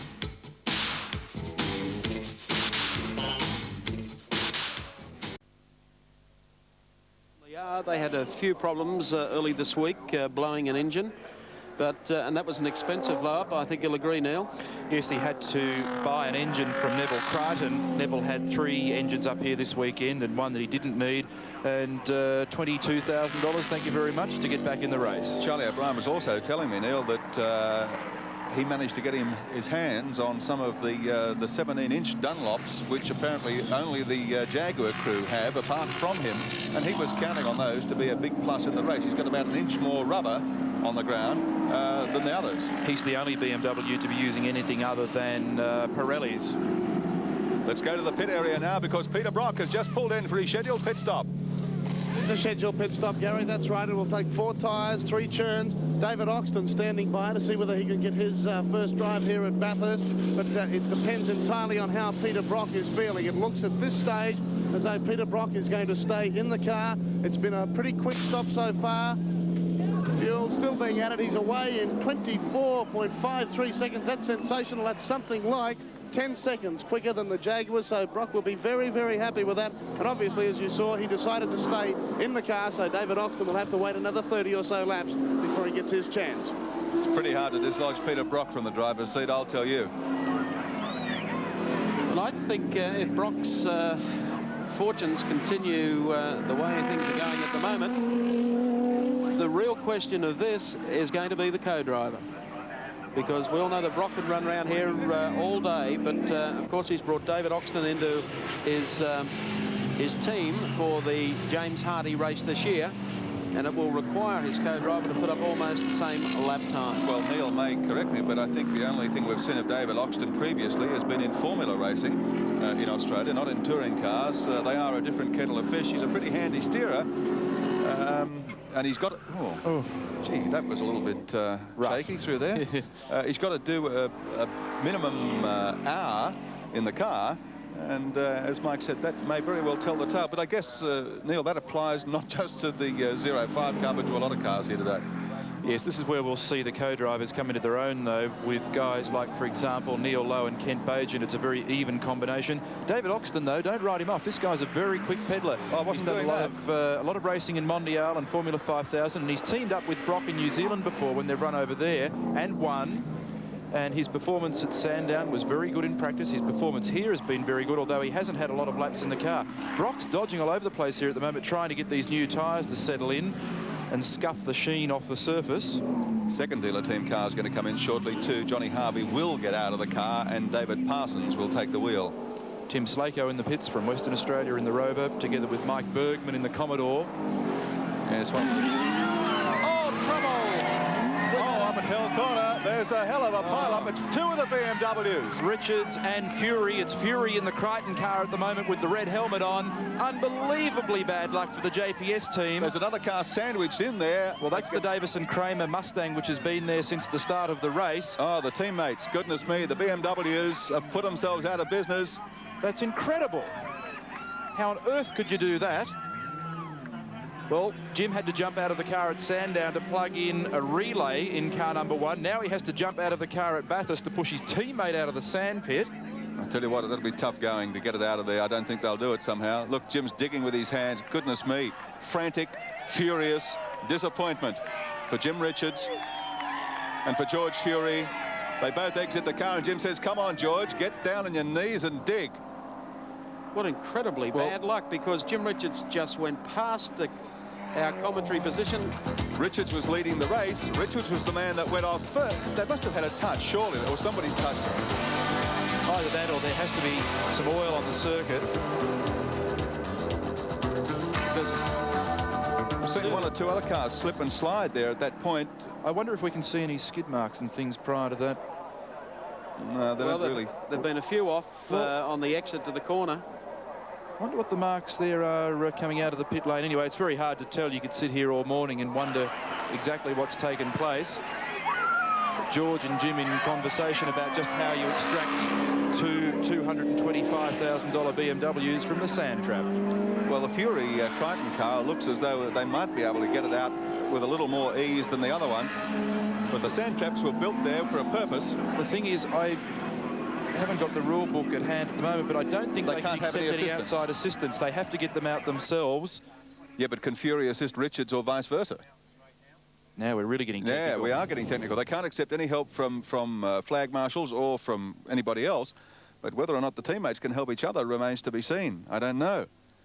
But well, they've had an incredibly good run all year, but all of their bad luck has lobbed in one hit and swiping two cars at once. Jim Richards was the race leader at the time in car number 1.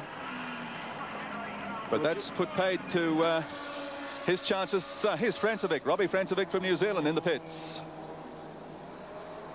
Francevic, everything seems to be running smoothly for his team so far, the Mark Petch team. Terrible luck, though, for the JPS BMW team thus far after an incredibly successful run during the Touring Car Championship. Meantime, 55. Robbie Francevic at the wheel. Francevic getting out and John Bowe getting in.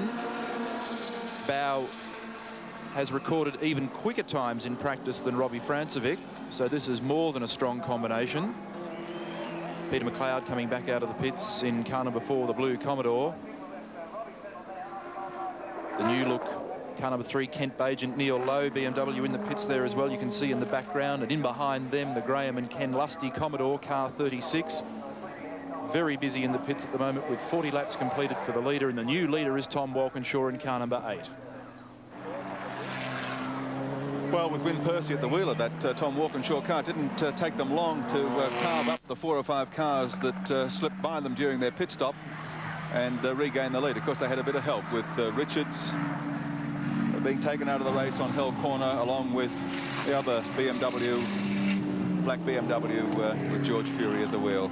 Not a disappointment for them, but here's Robbie Francevic, their car running well. John Bowe at the wheel at the moment. So some encouragement here for the Kiwis, but it's also been a desperately bad day for them so far in other respects. For our New Zealand viewers, car number 39, the Graham Bowkett Wayne Wilkinson Commodore in the pits at the moment as well. Looks to be a scheduled stop.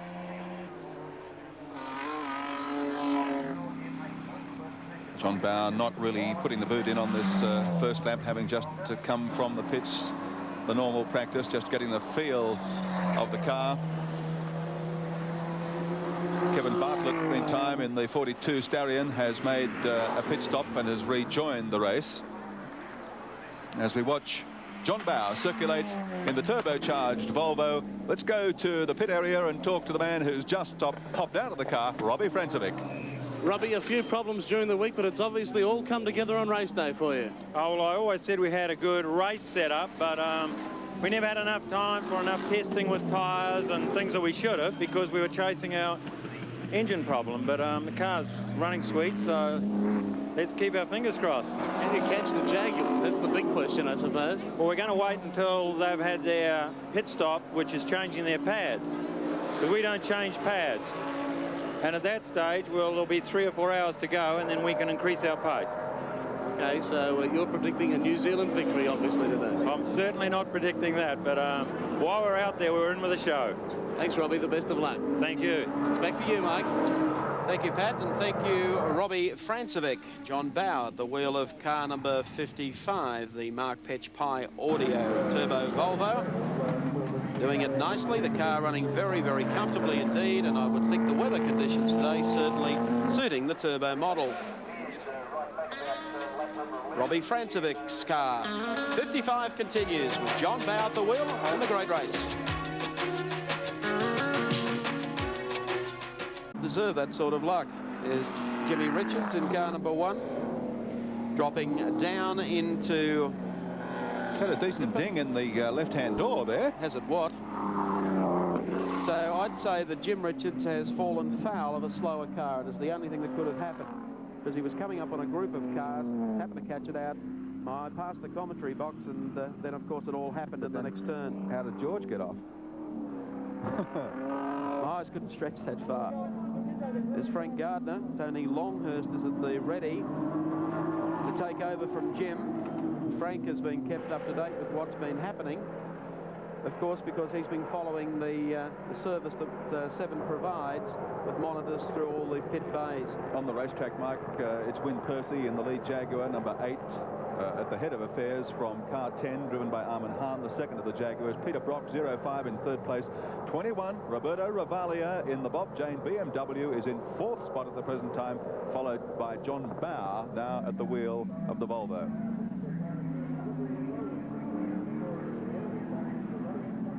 Blinker on as Richards pulls into pit lane. Tony Longhurst is standing by. We understand that they may have to cut the door out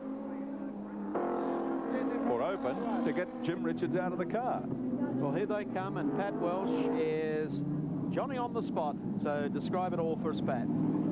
Jim Richards throwing the belts off now. Tony Longhurst going to the other side of the car. As we expected, no, Jim Richards can open the door, but Longhurst jumping in from this side from the right-hand side of the car. It's a frenzied pit stop. Obviously, they don't believe there's been any mechanical damage done by that accident at the top of the mountain. 3 turns of fuel, 4 tyres. The tyres are ready. The driver is strapped in. Hopefully get a word with Jim Richards in just a few moments' time. He's giving Longhurst some last-minute instructions. Another turn of fuel to go in. They're not going to worry about it, and the one BMW is away. A very, very quick pit stop, and I'll be very interested to hear Jim Richards' views of what actually happened to put him off in the sand trap. There's the second car, the 31 car. George Fury is also, I think, getting out of the car to allow Neville Crichton to take over. Yes, there's Neville taking his place behind the wheel. What a remarkable incident for both of these cars to go off at the one corner at the same time. But having had a closer look now at the track up there, yes, there is a lot of oil, and it's spread just in the area where the cars tail out at Hell Corner and supposedly slip by that sand trap, but instead of slipping by, they're slipping right off. Trying to fire the car, get it underway. And of course, there is the shot through the front window. Frantic haste, not doing anything to help Neville Crichton to get buckled up. Trying to jam that in, but it won't go in there. George Fury is trying to help. It needs a pair of steady hands, and I'd say the nervous tension is running high in the BMW pit right now. Now it's got it. Interesting to know what George said to Neville when he pulled in. Sorry, boss, I beached it. New Zealander Neville Crichton in the 31 black BMW. The belt is undone. It's undone again. Now, will they let him out or not? If they notice it, they won't. Well, I think they would take the opinion that the driver would not take off unless he had the belt done up, and Neville Crichton certainly wouldn't. He'd stop off the pits, and they would just wait till he tightened up the belt. Meanwhile, the number 1 car gets back out in the racetrack. Tony Longhurst at the wheel, and he's trying to pick himself up and put together the everything they had going for them earlier. Well, there's a load of drama here at Mount Panorama in the James Hardy 1000 of 1985. Jaguar, as many thought, are at the head of affairs. In fact, the 2 Jaguars at the head of the field at the moment are the only two of the only 4 cars on the lead lap. Win Percy car 8 leads from 10, John Goss, then 5, Peter Brock in his 05 Commodore, and 21, Roberto Ravaglia in the Bob Jane T-Mart's BMW. Here's Longhurst coming onto the straight. John Bow just ahead of him, so they might be able to pull back one of those laps that were lost as soon as he gets the tyres up to operating temperature. In the meantime, the Gary Rogers Jim Keogh BMW, the burgundy car, magnificently turned out incidentally. They are close, very close. Longhurst is not giving away on this corner. Oh, nudge, nudge. Wink, wink. Say no more. Well, Longhurst has given him a real tap in the right-hand panel there. The big problem now is whether or not he has rubbed a fender against a tyre. That's about all they would require. More nightmares? I don't think so. Car looks good coming out of the bend. But a moment or so there for Tony Longhurst. No beg pardons. Certainly wasn't, Gary. He still continues. The Keogh car has slowed right down, though. It's very difficult in these cars. Once you lose momentum, you've really got to keep the boot into the cars to keep the cars flowing, to keep them moving. And once you back off like that, or somebody makes you back off like that, it's pretty hard to pick it up again.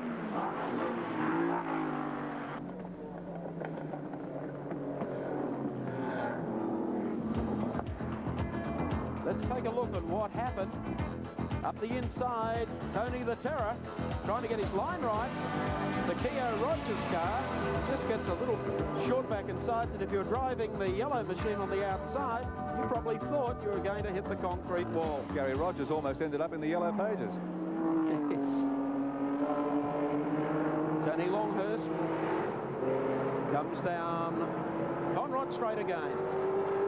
Starting to gain a little more ground on the turbo Volvo just ahead of him with John Bow at the wheel.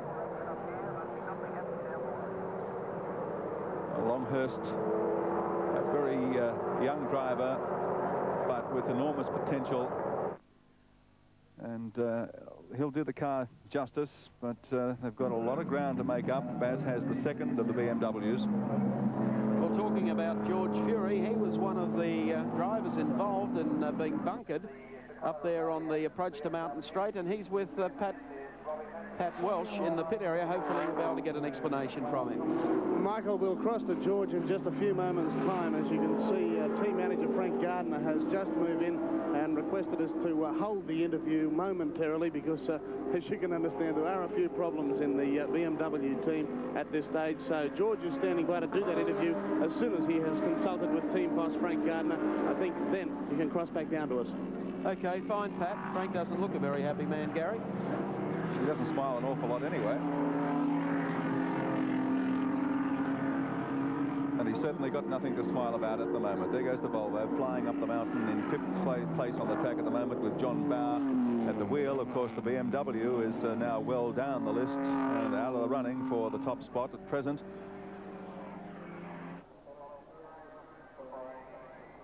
Jaguar 1-2. That's the situation up front. Wynne Percy and Armin Hahn leading affairs as we unwind 46 laps in the James Hardy 1000. Yes,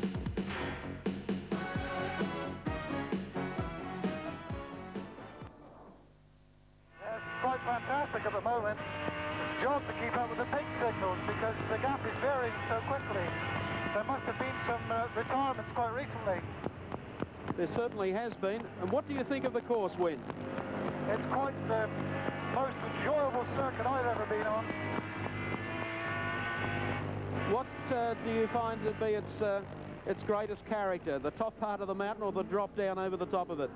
Oh, I think the mountain itself, the straight line speed doesn't exactly interest me very much. It's just this concentration that's needed to keep this rather heavy car on the straight and narrow all through here. I'll let you get past that car first. Thank you. How have you found the traffic, Wynne? Most of the guys are very good, to be honest with you. We've had no problems at all. But you seem to get bunches of cars, and you've just got to respect that they're all, you know, they're all having their own dices, so you can't go trying to split them up. So you just stay away from them. Wynne, on a 1 to 10 basis, how would you rate Mount Panorama? Well, it's so very different to anything that we go to, apart from maybe Brno in Czechoslovakia. It is the most exciting circuit I've ever been to. And the race itself, the build-up, the whole effect of it is fantastic. Does that mean you'll be coming back, does it? Well, I'd love to. We've been watching it in England for quite a few years on the TV. I remember the first time I ever saw it. I thought those guys must be out of their tiny trees, but now I'm into it, I'm enjoying it. And what better feeling to be leading the race too? Well, incredible. And tell me, is this a new experience for you to be able to talk back and carry pictures out of your car? Yes, it is. We're used to having radios in the cars for all our long races, but and maybe even a static camera, but never quite to this effect. Well, who knows, Wynne, if you give up race car driving, you probably get a job at the BBC. I'll try them when I get back. Wynne, have you had any trouble in that corner there? Because both of the JPS BMWs went off into the sand trap there. It looks like oil on the circuit. Yeah, to be honest, that's about the second time that I've come through cleanly on race line.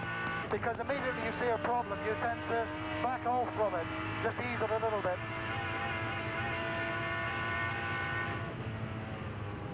Well, we might just let you go, Wynne. Thanks very much for the few words, and we hope we can come back and talk with you again shortly. Thank you. Thank you. Wynne Percy. Sorry, Mike. Sorry. It's all happening down in the pits, Paddy Welsh, and we're looking for the explanation, hopefully, to clear up the JPS BMW turn off to the sand. Well, one of the men that could provide that explanation is George Fury. George, what happened out there? Well, Jim Richards and I were very close to one another. I was following him, and we came up on Hull Corner down here, and it must have been a car in front of Jim that just dropped its engine or dropped a lot of oil. And we both sort of half spun on the oil and ended up in the sand pit. And it's no fun digging, I can assure you. But I just touched his door as I stopped, and we were both stuck there until some marshals came and pushed us out. I noticed when the cars came in that there was petrol and tyres, but certainly no hint of any mechanical trouble. I don't think there was.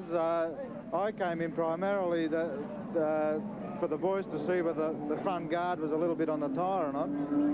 But I guess they checked that while they changed the tyres, but that's why I came in. And you literally had to dig your way out of the sand? Well, we had to. We sort of got our hats off and gloves off and dug, and then the marshals came and they pushed us out quite easily. Okay, thanks, George. It's back to you, Mike. Thank you, Paddy Welsh. Oh, rally champ like George, you'd be used to that kind of motoring, wouldn't he? I would think so. That's still bad luck indeed. Tony Longhurst, though, continues on.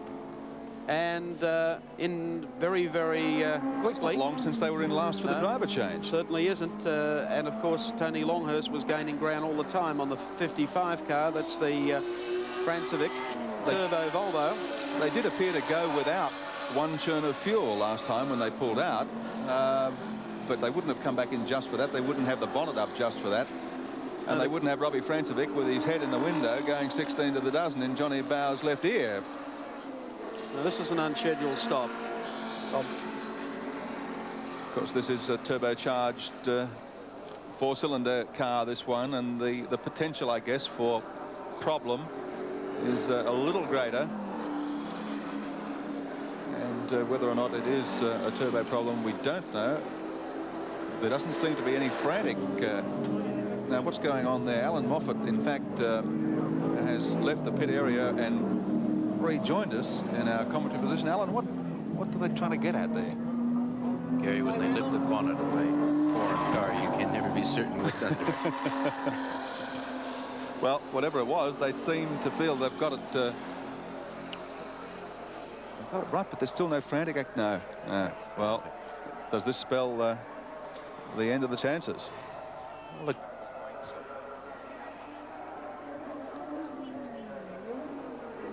Seems to be a big problem. Everyone's come to a standstill down there as the Rivalia BMW comes in. Had problems with the Volvo in some of the early rounds of the Touring Car Championship, but Wayne Eckersley has done a fine job on the car prep coming to the mountain. John Bower just sits there motionless in the cockpit.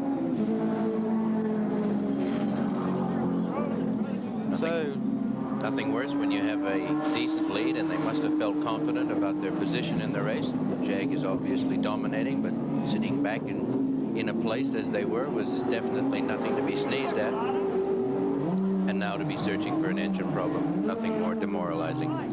So the lap charts show car 55 dropping steadily down the list, while Wyn Percy continues to lead the field in number 8 Jaguar. Second place is the number 10 Jaguar with Armin Hahn at the wheel. Then 05 Peter Brock, 21 Roberto Rivalia, the Bob Jane BMW, and the 5th spot, in fact, at the moment would be Charlie O'Brien. So things are changing, and changing rapidly. Well, the jack goes in and under the turbo Volvo. The James Hardy 1000 continues, and of course we're following over the top of the mountain. The GPS BMW coming up, of course, on the Terry Finnegan car. It has been running quite strongly here. Brilliantly turned out car. It's the Huon Valley mineral water machine. And Joe Buckner here at trackside as well today. So he'd be very pleased with the performance of the car. Might be timely now to check out the entire field, how they are running in the James Hardy 1000.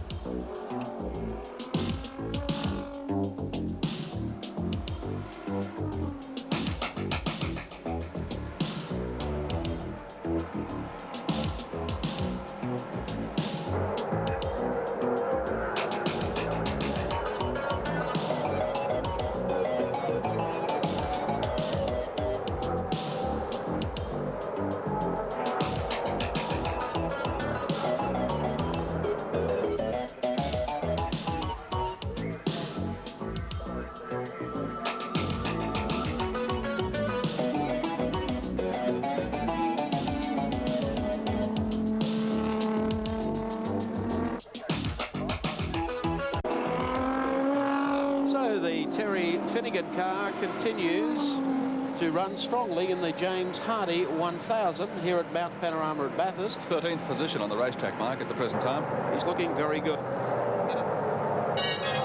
But the Jaguars continue to lead. Wyn Percy at the wheel of number 8 at the head of affairs in the James Hardy 1000.